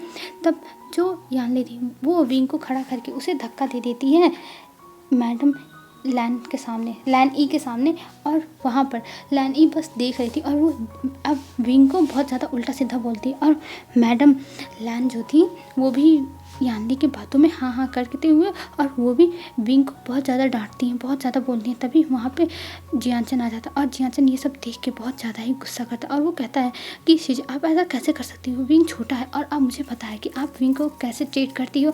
और वो चिल्लाने लगता है। तभी वहाँ से यानली चली जाती है, और फिर मैडम लैन जो थी वो ये देखती हैं, और वो कहती हैं, मुझे माफ़ कर दो जियानचंद, मैंने जो भी विंग के साथ किया, पर मैं जानती हूँ तुम्हारी बहन और तुम्हारी मॉम कैसी हैं, तुम टेंशन मत लो, मैं विंग के साथ हमेशा से हूँ, और मैं विंग को प्रोटेक्ट करने में तुम्हारी हेल्प करूँगी। और वो कहती भी हैं कि अब हम दोनों मिलके इन दोनों की सच्चाई सबके सामने लाएंगे, क्योंकि इन दोनों की सच्चाई जो लैन शिचैन है और जियान चैन है और मैडम लैन है, इन सबको पता है, इन तीनों को, बस उन दोनों की सच्चाई लैन कुरैन है और लैन वांगजी है, इन्हीं दोनों को नहीं पता है। इन्हीं दोनों को वो लोग उल्लू बना के रखे हैं, तो इन लोगों को भी जल्दी ही पता चल जाएगा, ये कहती हैं लैनी। और वहाँ से फिर वो चली जाती हैं और हमें दिखाते हैं कि ऐसे ही अब दिन बीतने लगे थे। और जो यानली थी वो सबके सामने बहुत अच्छी बनती थी, पर वो विंग को परेशान करती थी। और ये सारी बातें तीनों लोग तो जानते ही थे, पर वो लोग कुछ बोलते नहीं थे। और यहाँ पे विंग को वो बहुत ज़्यादा ही परेशान कर रही थी, पर कोई अभी कुछ नहीं बोल रहा था, क्योंकि वो लोग सही टाइम का इंतज़ार कर रहे थे। जब सही टाइम आएगा तब वो लोग ये सारी चीज़ों पर से पर्दाफाश करेंगे यानली का, यही सब लोग सोच के रखे हुए थे। और फिर यानली लैन वांगजी को सेड्यूस भी करने की कोशिश कर रही थी, क्योंकि जब लैन वांगजी पढ़ा रहा था बच्चों को और जब वहाँ से निकलता है वो लाइब्रेरी में जाता है, तब यानली उसके पीछे पीछे लाइब्रेरी में जाती है। और वहाँ पे जाने के बाद वो लैन वांगजी के सामने अपने रोप्स को ढीला करने लगती है, कहीं लैन वांगजी से चिपकने लगती है, कहीं गिरने का नाटक करने लगती थी। तो उसका ये भी सेक्शन चालू था सेड्यूस करने का, पर लैन वांगजी के ऊपर कोई भी फ़र्क नहीं पड़ रहा था। लैन वांगजी जैसे का तैसा ही रहता था, उसे कोई फ़र्क नहीं पड़ता था यानली क्या कर रही है। और यानली इस चीज़ से परेशान हो जाती थी, पर जब वो गुस्सा करती थी तब जो मैडम यू थी वो समझाती थी कि तुम टेंशन मत लो, वो एक किंग है तो इतनी जल्दी हाथ नहीं आएगा, लेकिन तुम ट्राई करती रहो। और यानली को ऐसे ही अपनी मॉम से इंस्पिरेशन मिलती थी और वो जाके लैन वांगजी के साथ कुछ ना कुछ ऐसे ही करती रहती थी। वो कहीं लैन वांगजी से रास्ते में टकरा जाती थी, कहीं उसके ऊपर ही गिरने लगती थी, तो ऐसे वो सब सारी चीज़ें करने लगी थी। और ऐसे ही एक दिन लैन वांगजी रात के टाइम नाइट हंट पर गया था और वहाँ से आते समय उसके ऊपर हमला हो जाता है, जिसके बाद लैन वांगजी के हाथों में चोट लग जाता है। और वो अब आ गया था लैन क्लैन में और वहाँ पे अपनी पूरी फैमिली से मिलता है, सबसे मिलता है, पर वहाँ पे कोई नोटिस नहीं करता है कि लैन वांगजी के हाथ में चोट लगी हुई है। और फिर वांगजी चला जाता है अपने रूम में और अपने रूम में जाने के बाद वो बैठा हुआ था और उसके हाथों से खून गिर रहा था और वो कुछ सोच रहा था। तभी वहाँ पे विंग आता है और विंग आके देखता है कि लैन वांगजी के हाथों से ब्लड गिर रहा है। तब वो सीधा जाता है और वांगजी का हाथ पकड़ के कहता है गगा गगा आपको चोट लगी, मैं मेडिसिन लगा दूँ, मैं मेडिसिन लगा दूँ गगा। तब लैन वांगजी उसको देखता है, उसको देख के लैन वांगजी को गुस्सा आती है और लैन वांगजी उसे धक्का दे देता है और विंग गिर जाता है। पर विंग फिर खड़ा होता है और कहता है गगा गगा आपके हाथ में बहुत ज़्यादा ब्लड निकल रही है, आप प्लीज़ दवा लगवा लो, आप ठीक हो जाओगे गगा। और ये कह के विंग उसे देखने लगता है और लैन वांगजी उसे गुस्से में देख रहा था, पर अभी वो कुछ नहीं बोलता और फिर से धक्का देता है। तब विंग फिर से खड़ा होता है, क्योंकि विंग मानने वाला थोड़ी ना है। वो फिर से जाता है और वही चोट लगा हुआ हाथ पकड़ लेता है और कहता है गगा आप जल्दी ठीक हो जाओगे और मैं आपको ठीक कर दूंगा। और ये कह के वो स्माइल कहता है और लैन वांगजी उसकी स्माइल देखने लगा था। वो बस एकटक विंग को ही देखे जा रहा था चुपचाप और विंग को ही देख रहा था और विंग भी उसे देख रहा था। और तभी लैन वांगजी की जो चोट थी वो हील हो जाती और फिर विंग कहता है आपकी चोट ठीक हो गई। और ये कह के विंग स्माइल करता है और उसकी स्माइल देख के वांगजी भी स्माइल करता है और फिर वो अपने हाथों को देखता है। उसके हाथ में कोई चोट नहीं थी, क्योंकि जो विंग है उसके पास भी हीलिंग की पावर है ना, जिस वजह से उसने हील कर दिया लैन वांगजी को और वो एकदम ठीक हो गया। और ये देख के लैन वांगजी थोड़ा चौंक जाता है, पर वो कुछ रिएक्ट नहीं करता है और तभी देखता है कि विंग की आंखों से आंसू गिर रहे हैं। और तब लैन वांगजी अपने हाथ को वो कुछ समझ नहीं पाता है, पर उसके हाथ ऑटोमेटिक विंग की आंखों के पास चले जाते हैं और वो विंग की जो आंसू थे उसको साफ करता है। और फिर तभी वहाँ पे जियाचन आ जाता है और जियाचन विंग को बुलाता है। तब विंग वहाँ से कूदते हुए कहता है गगा आपकी चोट ठीक हो गई, मैं जा रहा हूँ। और कूदते दौड़ते हुए वो जियाचन के पास चला जाता है और लैन वांगजी उसे देखता रह जाता है। फिर हमें दिखाते हैं रात का सीन। रात में विंग बाहर सो रहा था, क्योंकि लैन वांगजी तो उसे अपने पास सुलाता नहीं है, तो जिसकी वजह से विंग बाहर सो रहा था। और तब लैन वांगजी विंग के पास आता है और कहता है मुझे समझ में नहीं आ रहा है, मैं आखिर में तुम्हारे मन की बात क्यों नहीं जान पाता हूँ, ना मैं तुम्हारा फ्यूचर देख पाता हूँ, ऐसा क्यों मुझे नहीं पता, पर मुझे इस बारे में जानना था। और तुम्हारे अंदर ऐसा क्या सीक्रेट है जो मुझे नहीं पता चल पा रहा है, क्योंकि जो वांगजी है उसके पास दो पावर है, एक फ्यूचर देखने की और एक किसी के मन की बात जानने की। जो मैडम लैन है वो किसी के भी मन की बात जान सकती हैं, उनके पास ये पावर है। और जो लैन कुरैन है उनके पास किसी की भी फ्यूचर देखने की पावर है। तो ये दोनों पावर लैन वांगजी के पास आ गए और लैन सिचान को कोई पावर नहीं मिली है, पर ये दोनों पावर जो है वो लैन वांगजी को मिली है, जिसकी वजह से वो किसी के भी मन की बात और किसी का भी फ्यूचर देख सकता है। पर यहाँ पे विंग का फ्यूचर वो नहीं देख पाता है और इसीलिए वो और भी ज़्यादा इरिटेट होता है। और तभी वहाँ पे जो यानली थी वो आ रही है और यानली जब देखती है कि लैन वांगजी विंग के पास बैठा हुआ है, ये देख के उसे थोड़ा गुस्सा आती है, थोड़ा बुरा लगता है। लेकिन फिर उसके बाद वो फिर से लैन वांगजी को विंग के बारे में उल्टा सीधा बताती है कि वो बहुत ज़्यादा ही बदतमीज़ लड़का है, वो सबको ऐसे ही सेड्यूस करता है अपने मासूम फेस बना के। तब वहाँ से लैन वांगजी को वो लेके चली जाती है लैन वांगजी का हाथ पकड़ के, और लैन वांगजी बस एकटक विंग की ही तरफ देखे जा रहा था, वो बस विंग को ही देख रहा था, वो यानली की बातों पर ध्यान नहीं दे रहा था। अब हमें दिखाते हैं कुछ दिन के बाद का सीन। कुछ दिन के बाद लैन क्लैन में अब न्यू स्टूडेंट्स जो शिक्षा लेने के लिए आने लगते हैं, सारे विद्यार्थी, और वहाँ पे अब भीड़ होने लगी थी और वहाँ पर अब बहुत बच्चे आ चुके थे और ऐसे ही वहाँ पे सबकी पढ़ाइयाँ भी स्टार्ट हो चुकी थी। और इधर विंग अब एक दिन इधर उधर दौड़ रहा था और जो लैन ई थी वो विंग के पीछे भाग रही थी और विंग को खाना खिला रही थी, पर विंग उनकी कोई भी बात नहीं सुन रहा था, वो बस इधर उधर दौड़ रहा था। और उसके पीछे भी लैन ई भी दौड़ रही थी और कह रही थी बेटा खा लो बेटा खा लो, पर विंग उनकी बात ही नहीं सुन रहा था। वो कहता नहीं, मुझे नहीं खाना, मुझे पेट पल गया, मैं नहीं खाऊंगा। लैन ई बोलती हैं तुम्हें खाना ही पड़ेगा, और ये कह के विंग के पीछे पीछे दौड़ रही थी। और तभी वहाँ विंग किसी से टकरा जाता है और टकरा के गिरने लगता है और वो इंसान विंग को पकड़ लेता है। और विंग को पकड़ने के बाद वो दोनों एक दूसरे के आंखों में देखने लगते हैं और वो विंग को देखते हुए स्माइल करता है और विंग भी उसे देख के स्माइल करता है। और वहाँ से लैन वांगजी जा रहा था और लैन वांगजी ये सब देखता है, तब उसे बहुत ज़्यादा ही गुस्सा आता है विंग को ऐसे किसी के बाहों में देख के, और कहता है जिनलिंग मैं तुम्हें छोड़ूंगा नहीं। और वो जिंगलिंग था जो जिन जुशुआन का ब्रदर था और जिन फैमिली का एक प्रिंस था, और वो अभी 21 ईयर्स ओल्ड था। और ये सब देख के लैन वांगजी को बहुत ज़्यादा ही गुस्सा आ रही थी और वो अपने हाथों की मुट्ठी बना लेता है।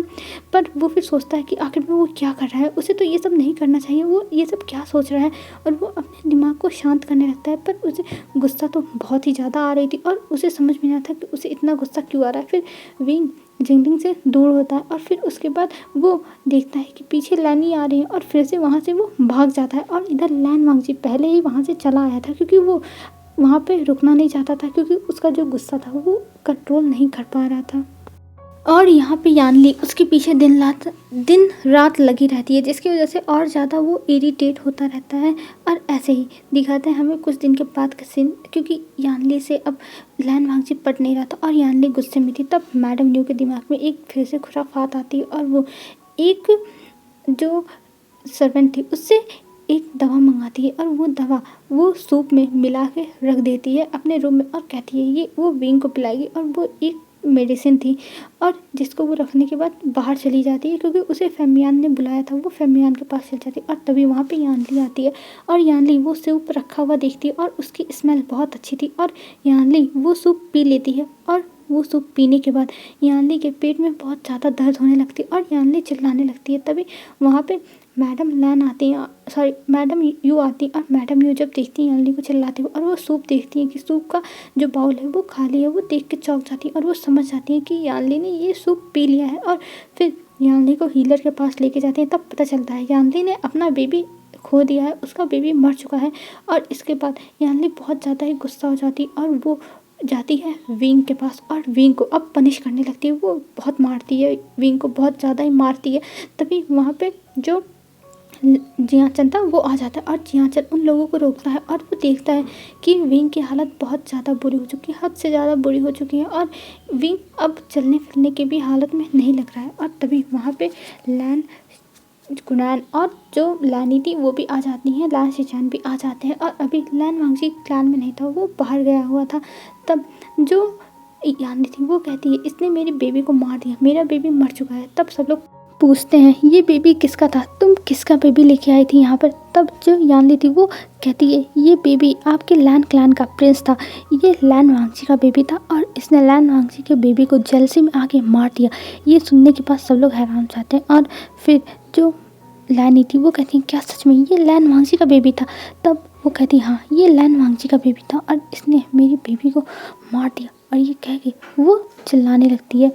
तभी जो जियाचन था वो विंग को उठा के लेके जाता है हॉस्पिटल, मतलब जो उनका मेडिसिन रूम था वहाँ पे लेके जाता है हीलर के पास, और हीलर के पास लेके जाने के बाद वो वहाँ पे हीलर के पास सुला देता है, और हीलर विंग को चेक करते हैं और उसको मेडिसिन देते हैं, और विंग वहाँ पर सो जाता है। और यानली भी अब वहाँ पे बैठ चुकी थी क्योंकि उसका मिसकैरेज हुआ था और वो अभी तबीयत ठीक नहीं था, वो तो जोश में चली गई थी विंग को पनिश करने के लिए। और विंग को उस समय उसने बहुत बुरा भला भी कहा था, यहाँ तक ये भी कहा था कि तुम्हारे हमें घर लाना ही वही सबसे बड़ी गलती है, हम तुम्हें घर ला के पछता रहे हैं, तुम्हारी वजह से मेरी ज़िंदगी बर्बाद हो चुकी है, तुम्हारी वजह से सारी पनौतियाँ मेरी लाइफ में लग चुकी हैं। और बहुत उल्टा सीधा चीज़ कहा था, जो सब चीज़ विंग सुनने के बाद बहुत रोया था।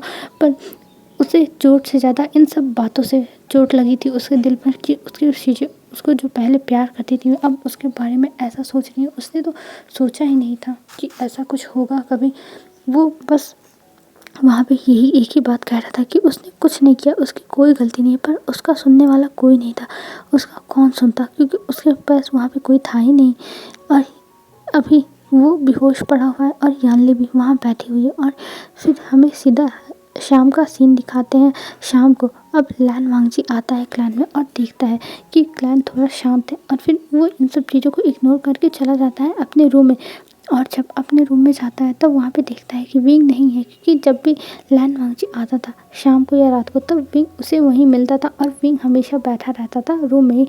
वो देखता है विंग नहीं, तब वो बाहर निकलता है और जो वहाँ पे गार्ड्स थे उनसे पूछता है कि आखिर में विंग कहाँ है। तब जो गार्ड्स थे वो बताते हैं कि विंग हीलर के रूम में है, उसको चोट लगी हुई है। तब ये सुनने के बाद लैन वांगजी तुरंत उस हीलर के रूम के लिए निकल जाता है, और जब वहाँ जाता है तब देखता है कि पूरी फैमिली बैठी हुई है और जो यानली है वो भी लोग बैठे हुए हैं। और ये देख के वो हैरान हो जाता है। तभी वो जाता है और पूछता है कि आखिर में यहाँ पर क्या हुआ है। तब जो जो लैनी थी वो सारी बातें बताती है, और तब लैन वांगजी पूछता है यानी से ये बेबी किसका था। तब यानली कहती है तुम्हारा था, और क्या ये तुम्हारा बेबी था, तुम कैसे ऐसे बोल सकते हो वांगजी। पर वांगजी कहता है नहीं, ये मेरा बेबी था ही नहीं, मेरे और तुम्हारे बीच में ऐसा कुछ नहीं हुआ है, और मैं ये सब नहीं जानता हूँ। और ये कह के वो देखने लगता है यानली को, और यानली ये सब सुन के शॉक हो जाती है।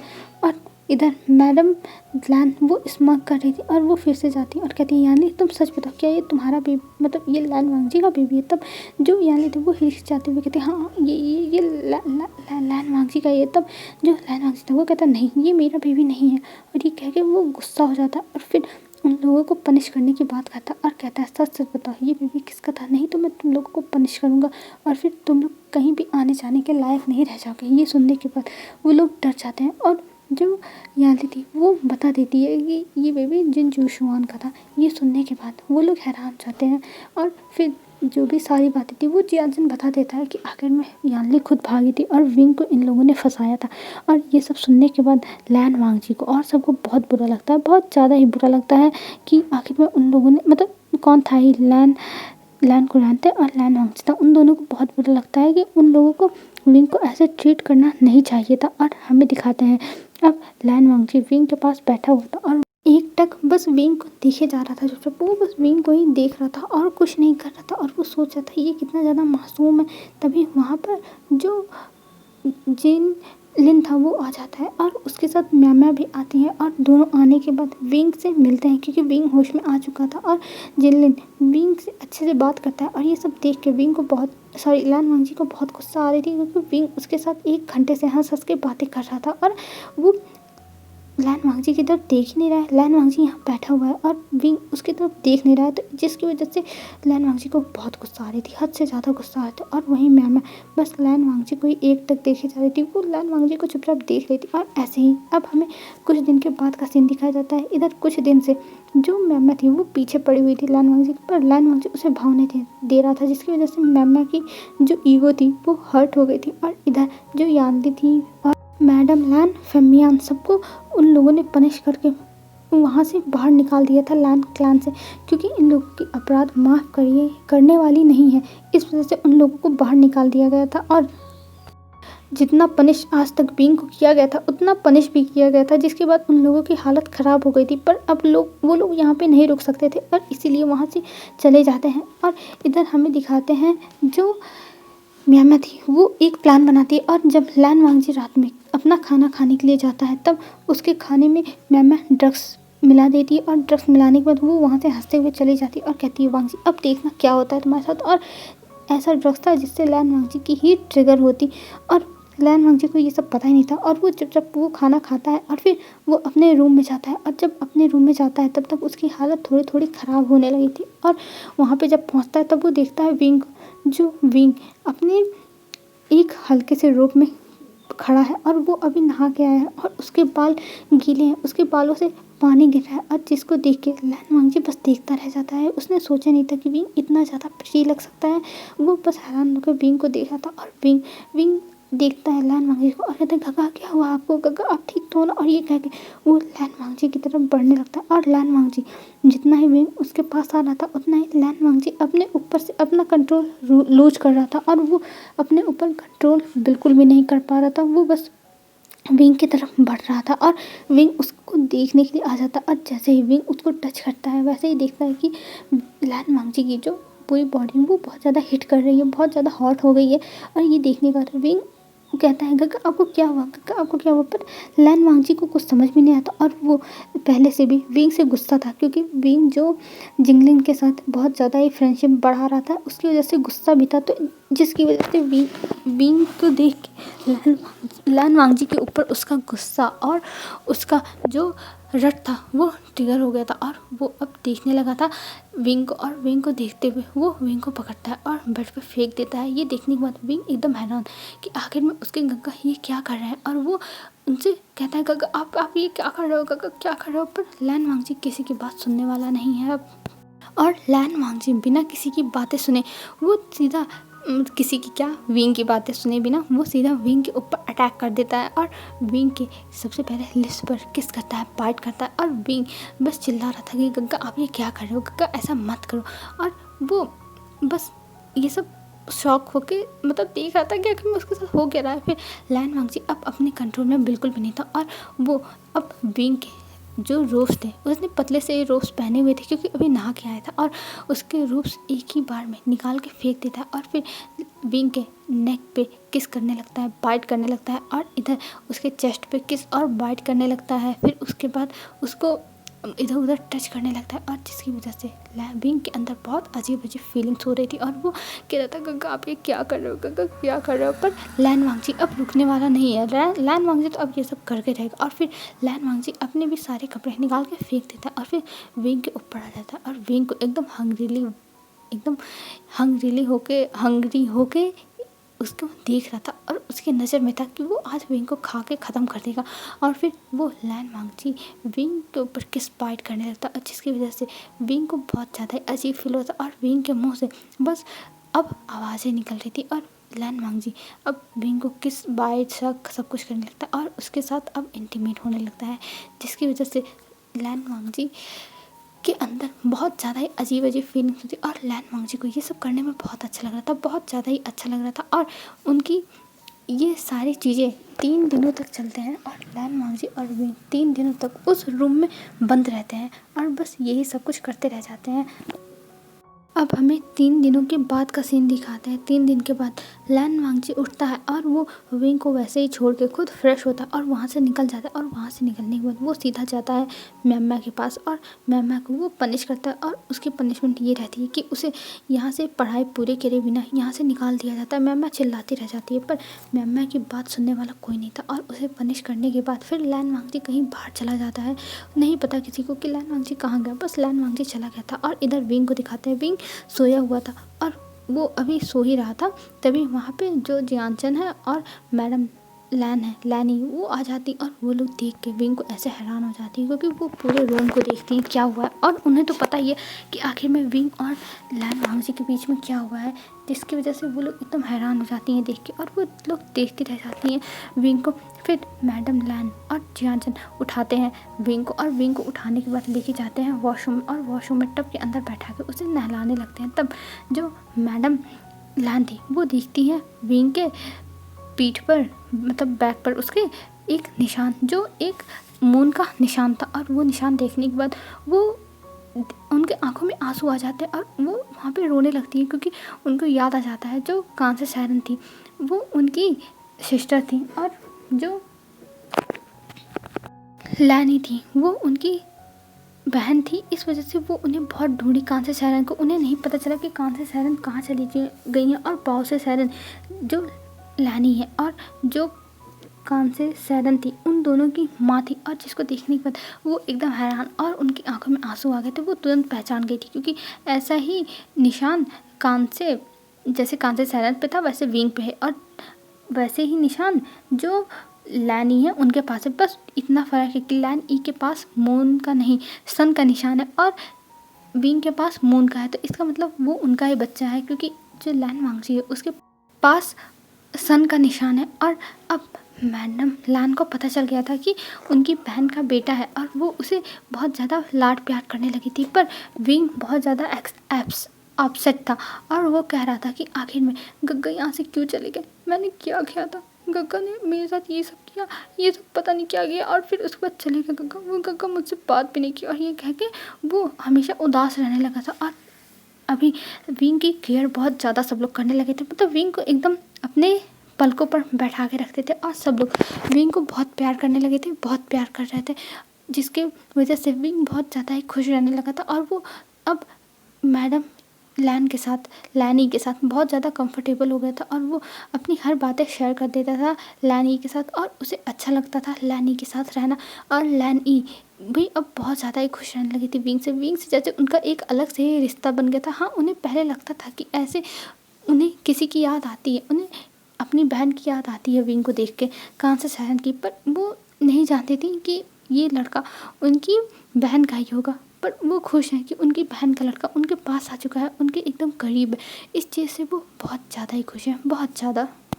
अब हमें कुछ दिन बाद का सीन दिखाया जाता है, जब लैन वांगजी वापस आता है घर पे, और जब आता है तब वो विंग से मिलने के लिए जाता है। वो अपनी नज़रें नहीं मिला पा रहा था विंग से बात करने के लिए, और विंग उनसे कहता है आपको क्या, आप मुझसे बात करो, आपको क्या हुआ। पर लैन वांगजी कुछ नहीं बोलता, वो वहाँ से निकल के चला जाता है। और फिर शिचैन उससे मिलते हैं लैन वांगजी से, क्योंकि उन्हें पता था कि लैन वांगजी ने जो किया है उसके बाद वो अपने आप को माफ़ तो कर नहीं पा रहा होगा, जिसकी वजह से वो मिलते हैं लैन वांगजी से, और लैन वांगजी को समझाते हैं कि तुम्हें ऐसा विंग के साथ नहीं करना चाहिए, और तुमने कुछ गलत नहीं किया है।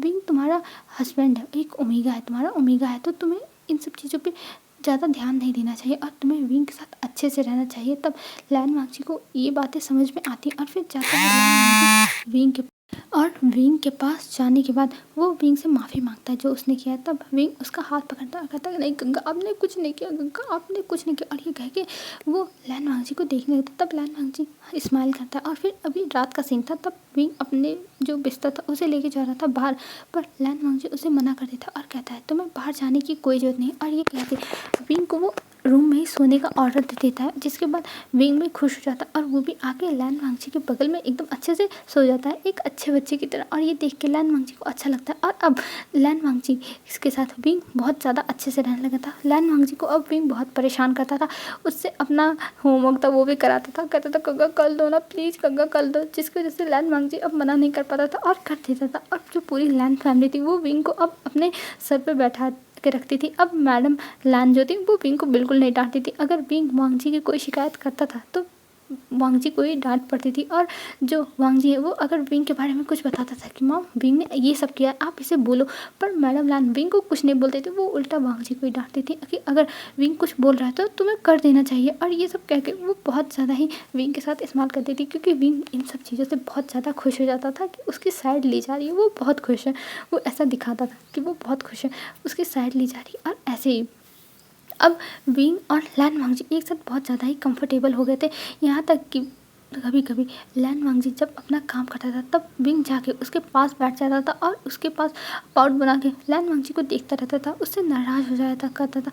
कभी कभी तो विंग कहता था कि मुझे तांगोलू खाना है, तांगोलू, और ये सब कहते हुए वो चिल्लाता था, और लैन वांगजी ये सब देख के उसके चेहरे पे स्माइल आ जाती थी कि विंग कितना ज़्यादा नॉटी है। वो मतलब उसने ये कभी साइड विंग की देखी नहीं। विंग की साइड हमेशा उसने डरी हुई और सहमी हुई देखी थी, पर अब वो विंग की दूसरी साइड देख रहा है, जो देख के लैन वांगजी को बहुत ज़्यादा हंसी आ रही है विंग को ऐसे देख के, क्योंकि विंग बहुत ज़्यादा नॉटी है, बहुत परेशान करता है। और इन सब चीज़ों से अब वो लोग बहुत ज़्यादा खुशी से रहने लगे थे। और यहाँ पर अब लैन वांगजी भी विंग को धीरे धीरे एक्सेप्ट करने लगा था।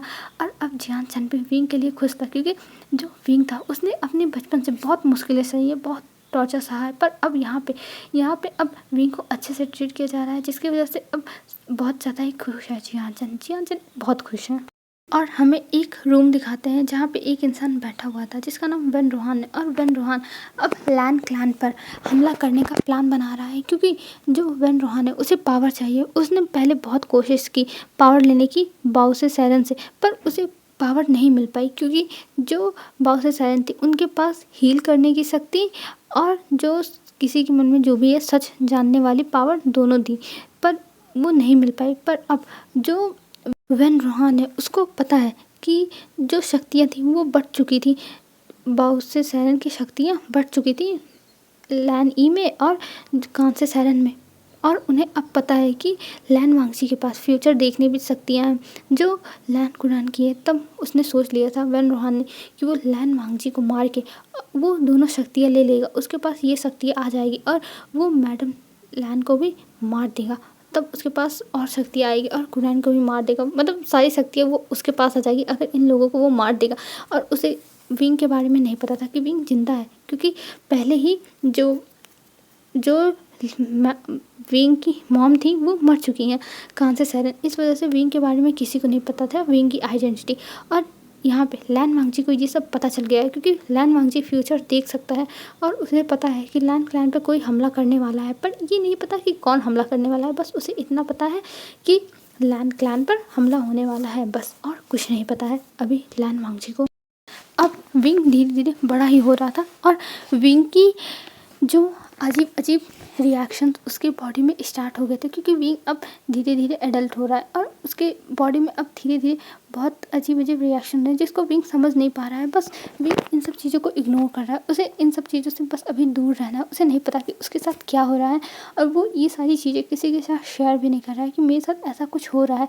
और फिर एक दिन विंग का बर्थडे भी आ जाता है और आज विंग का बर्थडे था और पूरे लैन फैमिली ने बहुत अच्छे से सजवाया था पूरे लैन जो क्लैन था उसको। और वहाँ पे विंग का बर्थडे आज सेलिब्रेट होने वाला था बहुत अच्छे तरीके से, और विंग बहुत ज़्यादा ही खुश था कि आज उसका बर्थडे सेलिब्रेट होने वाला है और आज उसको बहुत अच्छे अच्छे गिफ्ट्स मिल रहे थे। जो गिफ्ट देख के वो बहुत ज़्यादा ही खुश हो गया था और वो गिफ्ट देख के उसके चेहरे पर स्माइल भी आ गई थी। और इधर जो जिनलिन था उसने भी विंग को एक हेयर पिन गिफ्ट करी थी, जो देख के विंग खुश हो गया था। और ये देख के लैन वांगजी को बहुत गुस्सा आया था, पर लैन वांगजी अपने गुस्से को कंट्रोल किया था और उसने कहा था लैन वांगजी तुझे गुस्सा नहीं करना है, तू अपने ऊपर कंट्रोल कर। और यहाँ पर विंग अपने बर्थडे से बहुत ज़्यादा खुश हो गया था, बहुत ज़्यादा, और उसको मज़ा आ रही थी यहाँ पर अब उसकी हर बात मानी जाती थी। वो दिन भर खेलता था और खाता था, पीता था, घूमता था और वो कुछ नहीं करता था। हाँ, लैन वांगजी कभी कभी उसे पढ़ाई के लिए कहता था, पर विंग का पढ़ाई में बिल्कुल भी मन नहीं लगता था। और जब लैन वांगजी उसके साथ ज़बरदस्ती करता था कि नहीं तुम्हें पढ़ना है तो पढ़ना है, तब विंग बड़े मुश्किल से बैठता था पढ़ने के लिए, नहीं तो उसका मन बिल्कुल नहीं करता था पढ़ने उठने का। वो बस चाहता था वो बस घूमे, खेले, खाए, पिए और कूदे। और फिर ऐसे एक दिन विंग रात में सोया हुआ था और उसको अजीब फील होने लगता और वो उठ के बैठ जाता है और वो अजीब तरह अपनी बॉडी को टच करने लगता है। और ये सब करते हुए लैन वांगजी की मतलब जब कोई ऐसे करता है तब जो बगल में सोया रहेगा उसकी आंखें खुल जाएगी ना कि आखिर में सामने वाले इंसान को क्या हुआ है। तब लैन वांगजी भी उठ के बैठ जाता और वो विंग को देखता है कि विंग आखिर में तुम्हें क्या हुआ, तुम ये क्या कर रहे हो। तब विंग कहता है पता नहीं गगा, बस मेरी बॉडी में अजीब का तरह हो रहा है, मुझे नहीं पता क्या हो रहा है। तब जो वांगजी था वो कहता है विंग तुम ठीक तो ना, और वो विंग के पास जाके विंग को देखने लगता है, क्योंकि अभी विंग रूम में सोता है ना। तब जब लैन वांगजी देखता है विंग को इस हालत में, तब उसे विंग की सेंट फील होती है और वो बहुत ज़्यादा ही हल्की हल्की आ रही थी। तब लैन वांगजी कहता है विंग क्या तुम्हारी हीट आई है।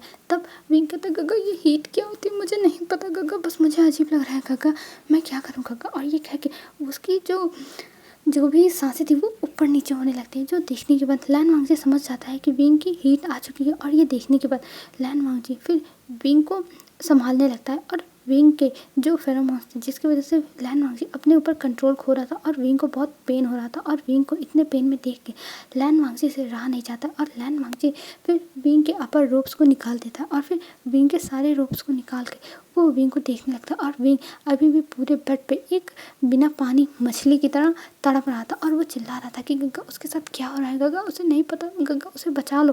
और ये सब देख के लैन वांगजी से अब रहा नहीं जाता और लैन वांगजी विंग के पास जाता है और विंग के चेहरे को पकड़ता और कहता है विंग तुम रिलैक्स हो जाओ, मैं तुम्हें संभाल लूँगा विंग। और ये कह के वो बस विंग को ही देखे जा रहा था और विंग को संभाले जा रहा था। फिर विंग कहता है गग्गा प्लीज़ कुछ करो गग्गा, और ये कह के वो पैक करने लगता है लैन वांगजी के सामने। तब लैन वांगजी विंग के लिटिल ब्रदर को पकड़ता है और फिर उसको बहुत अच्छे से अपने हाथों से प्लेजर देने लगता है और इस चीज़ से विंग को थोड़ा आराम मिल रहा था। पर अब लैन वांगजी अपने सारे कंट्रोल्स खोने लगा था और अपनी सारे कंट्रोल्स खोने के बाद वो विंग को किस करने लगता है, उसके लिप्स पर एकदम टूट पड़ा था और विंग को किस बाइट करते हुए उसके बेली पर आता है, किस बाइट करता और विंग अब बस मौन कर रहा था। विंग को ये सब बहुत अच्छा लग रहा था, बहुत ज़्यादा ही अच्छा लग रहा था। और अब इन लोगों के बीच में एक हॉट सी नाइट स्पेंड होने लगती है और लैन वांगजी उसके एकदम नीचे जाके उसके थाइस पे किस बाइट सब कुछ करता है और फिर उसके साथ अब जब लैन वांगजी विंग को प्रिपेयर कर लेता है तब उसके साथ इंटीमेट होने लगता है और विंग को इन सब में बहुत मज़ा आ रही थी, बहुत मज़ा। और जब विंग को आराम मिलता था तब लैन वांगजी उसे अच्छे से सुला देता था और जब भी उसको फिर से दर्द होने लगता था फिर लैन वांगजी उसके साथ इंटीमेट होने लगता था। और जो उनके खाने थे वो टाइम टू टाइम उनके डोर पे पहुंच जा रहे थे, जो लैन वांगजी उठा के खुद ला रहा था और विंग को भी खिला रहा था और खुद भी खा रहा था और वो विंग की एकदम अच्छे से केयर कर रहा था एकदम प्रॉपर तरीके से। और ये सब 3 दिनों तक चलता है। अब 3 दिन के बाद अब लैन वांगजी और विंग दोनों ठीक हो गए थे और इस पर लैन वांगजी कहीं जाता नहीं है, वो विंग के पास ही रहता है और विंग को अच्छे से बात दिलाता है, उसको अच्छे से मतलब तैयार करता है। फिर उसके बाद दोनों साथ में ही बाहर आते हैं और बाहर आने के बाद विंग बहुत खुश था, उसे नहीं पता उसके साथ क्या हुआ, पर हाँ उस टाइम में लैन वांगजी ने उसकी हेल्प की, उसकी केयर की, तो इसलिए विंग को बहुत अच्छा लगा कि लैन वांगजी उसकी हेल्प करता है, उसकी केयर करता है। इस चीज़ से विंग को बहुत अच्छा लगा था। और अब हमें दिखाते हैं जब लैन वांगजी बाहर आता है तभी उसके पास एक सिपाही दौड़ते हुए आता है और वो कहता है महाराज हमारे क्लैन पर हमला हो चुका है। और ये बताता है, ये सुनने के बाद लैन वांगजी हैरान हो जाता है क्योंकि जो वेन रोहान था उसने हमला किया था। और ये सुनने के बाद लैन वांगजी तुरंत वहाँ विंग को छोड़ के चला जाता है तैयार होके लड़ने के लिए और अपने सारे सैनिकों को लैन वांगजी पहले से ही तैयार कर रहा था। विंग के बर्थडे से पहले से ही वो तैयार कर रहा था इन लोगों को, क्योंकि उसने फ्यूचर देखा था कि उसके क्लैन पे कभी ना कभी तो हमला होने वाला है, जिसकी वजह से वो हर किसी को प्रिपेयर होने के लिए बोल दिया था। और फिर वहाँ पे पूरा जो भी उनका प्रिपेयर हुए थे सब लोग चले जाते हैं और वहाँ जाने के बाद उनके बीच में बहुत बड़ा युद्ध होता है। और इधर विंग बहुत ज़्यादा परेशान था, जियान चंद परेशान था क्योंकि लैन शिचान भी गए थे ना, और वहाँ पर जाके सब लोग लड़ते हैं, बहुत बुरी तरीके से वहाँ पे लड़ाई होती है और वहाँ पे बहुत लोग मारे जाते हैं और लैन क्लैन के भी लोग मारे गए थे, जख्मी हुए थे। और अब हमें दिखाते हैं जब वो लोग 5 दिन के बाद युद्ध से आते हैं, ये यहाँ पे आके सब लोग लैन क्लैन के जो भी गेट था वहाँ पे सब लोग बैठ जाते हैं क्योंकि सब लोग थक चुके थे और किसी के अंदर इतनी हिम्मत नहीं है कि वो लोग अंदर जा पाएँ। वो लोग बहुत ज़्यादा टायर्ड हो गए, वो लोग बहुत थक गए, तो उनके अंदर इतनी हिम्मत नहीं है कि वो अंदर जा पाए। इसकी वजह से वो लोग वहीं बैठे थे और तभी वहाँ पे विंग आता है स्माइल करते हुए और लैन वांगजी को देखता है, कहता है गग्गा आगे, गग्गा आगे, गग्गा आप ठीक तो ना गग्गा, मैंने आपको बहुत मिस किया। और ये कह के जाता है विंग और देखता है कि सबको बहुत चोट लगी, बहुत ज़्यादा ही।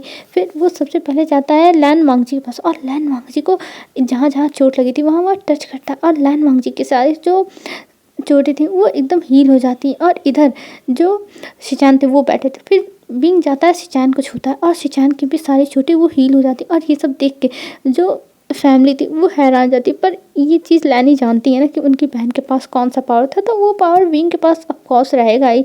तो विंग फिर जाता है जितने भी सिपाही थे सबके चोटों को वो छूता है और सबकी चोटें ठीक हो जाती हैं एकदम मैजिकल तरीके से। और सब लोग बहुत ज़्यादा ही खुश हो जाते हैं, बहुत ज़्यादा, कि वो लोग ठीक हो चुके हैं और अब सब कुछ एकदम ठीक हो गया था। अब उनकी लाइफ एकदम परफेक्ट बीतने लगी थी और अब विंग को लैन वांगजी बहुत अच्छे से पढ़ाई भी करवाता था। वो विंग की बहाने को समझने लगा था कि विंग हमेशा नाटक करता है, वो हमेशा विंग को परेशान करता है, पर विंग इन सब चीज़ों पे कुछ कहता नहीं है।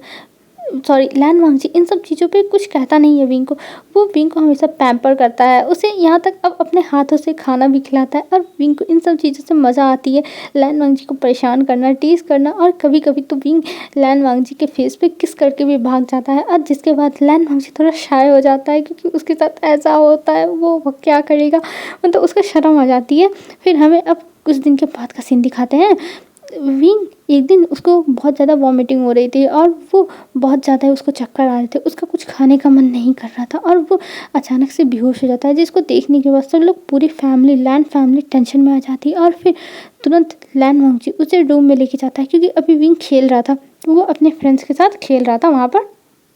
और जैसे ही विंग बेहोश हुआ था, वैसे लैन वांगजी के पास खबर पहुंच गई थी और लैन वांगजी वहां पहुंचने के बाद तुरंत विंग को लेके चला गया था रूम में। और रूम में ले जाने का सुलाने के बाद वहां पे हीलर को बुलाता। और जब वहां पर हीलर आते हैं तब वो अच्छे से विंग को चेक करते हैं और विंग को चेक करने के बाद वो बताते हैं कि विंग प्रेग्नेंट है। ये सुनने के बाद पूरी फैमिली टेंशन में आ जाती है, उन्हें विश्वास ही नहीं हो रहा था और वो लोग परेशान हो जाते हैं। तब जो हीलर थे वो कहते हैं कि विंग अभी छोटा बच्चा है खुद ही, तो अभी उन्हें विंग की केयर करनी होगी और विंग की केयर बहुत बहुत ज़्यादा चीज़ें सावधानी बरतनी होगी, जिससे विंग एकदम फिट रहे और उसके साथ कोई भी कुछ मतलब कुछ चीज़ें ना हो।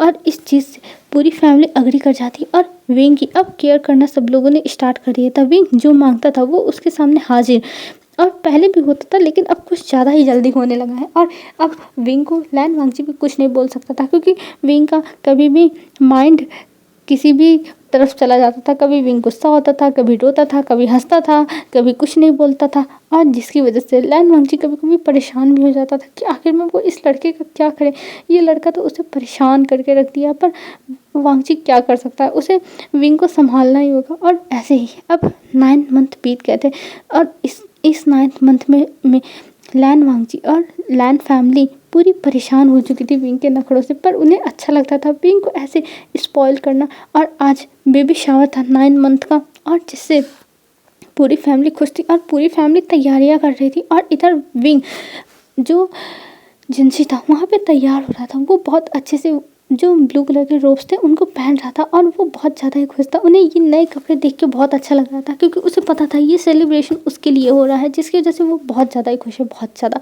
और फिर वहाँ पे दिखाते हैं जो मैडम यू थी वो आ जाती हैं धीरे से, वो अपने आप को बचते बचाते वो बड़े मुश्किल से पहुंच जाती हैं विंग के रूम में। और वहाँ पे जाने के तो वो विंग को इतना खुश देखती हैं, पर वो विंग को इतना खुश नहीं देख सकती हैं, वो विंग को बर्बाद करना चाहती हैं। और वो तुरंत विंग के पास जाती हैं और विंग का बाल पकड़ के उसे धक्का देती हैं। तब विंग उन्हें देख कर डर जाता है और वो कहता है आप ये क्या कर रही हो आंटी, आंटी प्लीज़ छोड़ दो। पर वो हंसने लगती है और कहती विंग मैं तुम्हें नहीं छोड़ूंगी, मैं तुम्हें ख़त्म कर दूँगी। मैं देखती हूँ कि ये सेलिब्रेशन एक दुख भरे सेलिब्रेशन में कैसे बदलता है, देखते जाना। और ये कह के वो विंग को बहुत ज़्यादा मारती है, पनिश करती हैं और उसके जो बेली थी उसमें भी किक करती हैं, जिसकी वजह से विंग की हालत ख़राब हो जाती है। और तभी वहाँ पर जियानचन आ जाता है विंग को बुलाने के लिए, और जब वो रूम में आता है तब जो मैडम यू थी उनको ऐसे देखता है और विंग को देखता है कि वो फर्श पे पड़ा हुआ है। ये देख के जियानचन जोर से चिल्लाता है और वहाँ पे गार्ड्स आ जाते हैं। और गार्ड्स आने के बाद तुरंत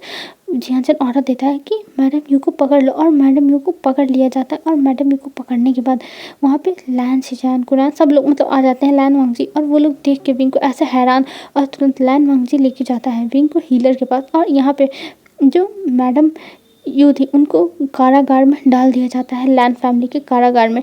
और इधर अब विंग को डॉक्टर अंदर लेके जाते हैं और अभी तक विंग का बहुत ज़्यादा ही ब्लड लॉस हो चुका था और अब विंग की हालत बहुत ज़्यादा ही बुरी थी। उन लोगों को समझ में नहीं आ रहा था कि उनको क्या करना चाहिए। और फिर वहाँ पे डॉक्टर आते हैं बाहर, और डॉक्टर आने के बाद बोलते हैं देखिए हमें नहीं पता कि हम किसको बचाएं, आप बताइए हम किसको बचाएं। हम कि तो माँ को बचा सकते हैं कि तो बेबी को, क्योंकि ये 9 मंथ चल रहा था इनका और बेबी अभी कुछ टाइम पहले जल्दी आ रहा है, लेकिन इनका बहुत ज़्यादा ब्लड लॉस हो चुका है और हम एक ही इंसान को बचा सकते हैं, आप बताओ हम किसको बचाएं। तब जो वांगजी था वो कहता है आप प्लीज़ विंग को बचाइए, मैं विंग को चाहता हूँ, विंग को बचाइए। तब जो हीलर थे वो कहते हैं देखिए आप अगर विंग को बचाना चाहते हैं तो ठीक है, लेकिन हम एक बात आपको क्लियर करते हैं, अगर बेबी को नहीं बचाया गया तब जो विंग है वो कभी भी माँ नहीं बन सकता है, वो अब कभी भी प्रेग्नेंट नहीं होगा, क्योंकि जो उसके अंदर की मतलब बेली के अंदर उसके बहुत ज़्यादा ही अंदर की तरफ चोट लग गई है और जिसकी वजह से वो कभी भी अब प्रेग्नेंट नहीं होगा। ये कह के डॉक्टर देखने लगते हैं। तब लैन वांगजी कहता है मुझे इससे कोई फ़र्क नहीं पड़ता, तुम लोग बस आप लोग बस विंग को बचाओ, बस विंग मेरे लिए सब, विंग ही सब कुछ है और कुछ नहीं, मैं विंग के सिवा और कुछ नहीं चाहता। ये कह के उन्हें जाने को बोल देता। और इधर जो लैनी थी और जियाचन थे वो लोग बहुत ज़्यादा ही रोने लगते हैं। उनको बस रोना आ रहा था। वो लोग सोच नहीं सकते थे कि जो मैडम यू है वो ऐसा कुछ करेंगे। उन्हें तो पता ही नहीं था कि वो ऐसा कुछ करेंगे। और जियाचन अब बहुत ज़्यादा ही रो रहा था क्योंकि उसे अब गिल्ट महसूस होता, उसे पछतावा हो रहा था कि उसकी मदर मैडम यू है, उसे अगर उसका बस चलता ना तो वो मैडम यू को अपनी मदर कभी नहीं कहता। उसे उसका अगर बस चलता तो वो मैडम यू के बेली से कभी नहीं बॉर्न हुआ होता। जियाचन इस समय अब यही सोच रहा था। पर कुछ टाइम के बाद वहाँ पर किसी की रोने की आवाज़ आती है, एक छोटे से बच्चे की रोने की। और ये सुनने के बाद पूरी जो फैमिली थी वो हैरान हो जाती है कि आखिर में ये किसकी वॉइस आ रही है रोने की।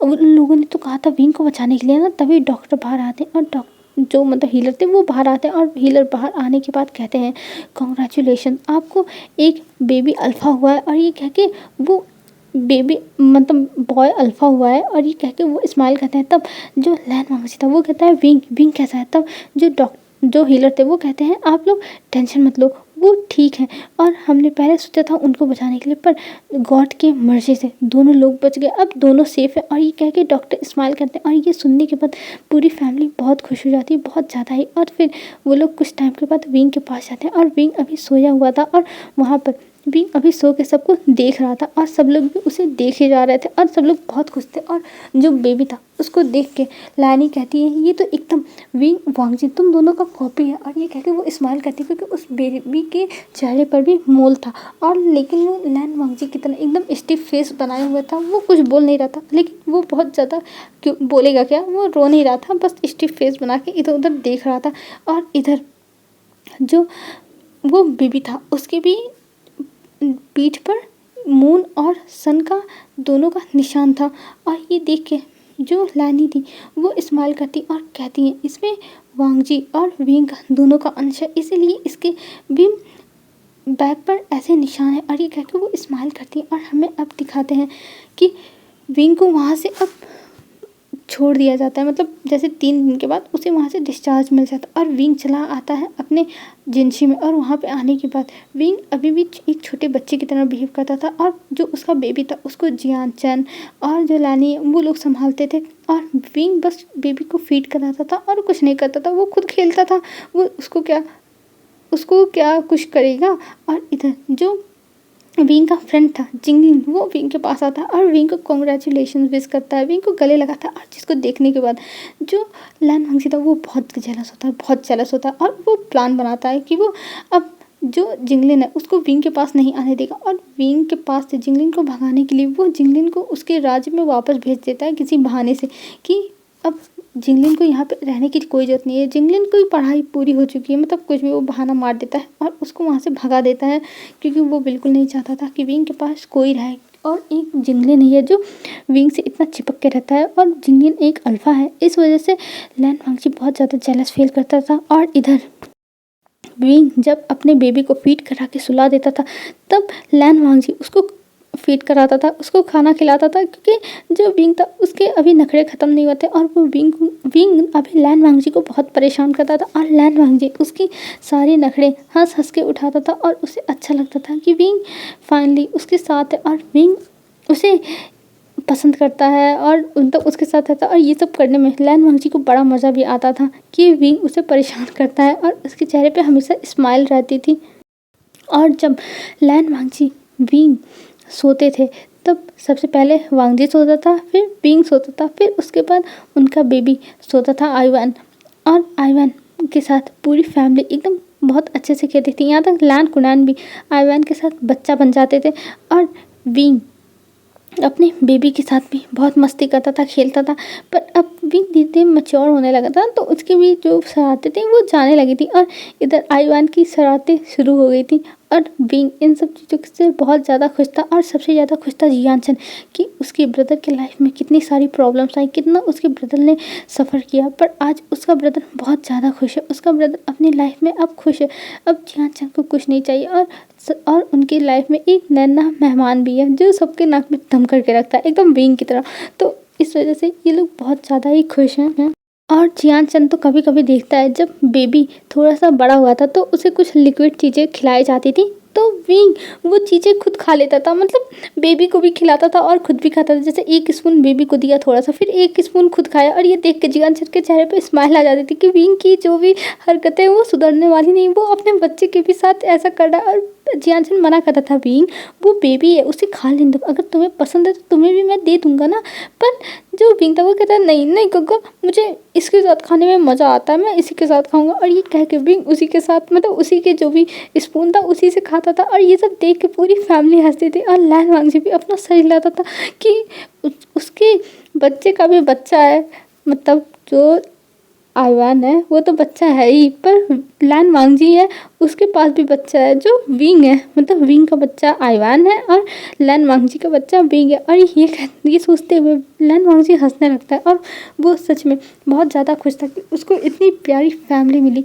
और लैन वांगजी ने आज तक विंग से कभी भी ये नहीं कन्फेस किया कि वो विंग से प्यार करता है, पर हाँ उसके अंदर प्यार है, उसके मन में प्यार है, वो विंग से बहुत प्यार करता है, पर उसने कभी कन्फेस नहीं किया विंग के सामने। और वैसे भी विंग बच्चा है तो अभी विंग क्या समझेगा, वो बस सारी बातें मजाक में उड़ा ही देगा, ऐसा लैन वांगजी को लगता है। क्योंकि लैन वांगजी को बहुत ज़्यादा विंग टीज करता है, तो लैन वांगजी नहीं चाहता है कि विंग को कोई नई चीज़ मिले, फिर विंग और ज़्यादा लैन वांगजी को टीज करे, इसलिए लैन वांगजी ने कुछ नहीं बताया। पर वो हाँ अपने दिल से बहुत प्यार करता है, विंग को बहुत ज़्यादा प्यार करता है। और इसी के साथ हमारी ये एफएफ ख़त्म होती है। हेलो फ्रेंड्स, आज के लिए बस इतना ही। आई होप आपको ये एफएफ अच्छी लगी होगी, और जैसी भी लगी हो बताइएगा ज़रूर। और प्लीज़ मैं फिर से कहती हूँ, हेटफुल कमेंट्स मत देना, जिनको नहीं पसंद आई हो वो इग्नोर करके चले जाना। तो आज के लिए बस इतना ही फ्रेंड्स। और कल मैं सोच रही हूँ एक सॉन्ग स्टोरी लाने के लिए, तो अगर मुझे टाइम मिला तो मैं रिकॉर्ड करके पक्का अपलोड करूँगी। और वैसे मैं टाइम निकालने की पूरी कोशिश करूँगी, कोशिश क्या मैं निकाल ही लूँगी। मुझे पता है कि मैं अगर चाहूँ तो निकाल लूँगी, तो मैं टाइम निकाल के एक सॉन्ग स्टोरी कर लाने वाली हूँ। आप लोग बताइएगा वैसे कमेंट पे आप लोग को सॉन्ग स्टोरी सुननी है कि नहीं। और अगर नहीं सुननी होगी तो मैं या फिर एक और वॉन्गशन वन शॉट एफएफ अपलोड करूँगी, या फिर मैं एक न्यू लॉन्ग स्टोरी स्टार्ट कर दूँगी। तो आज के लिए बस इतना ही फ्रेंड्स। बाय बाय फ्रेंड्स, कल मिलते हैं एक न्यू वीडियो के साथ। Bye bye.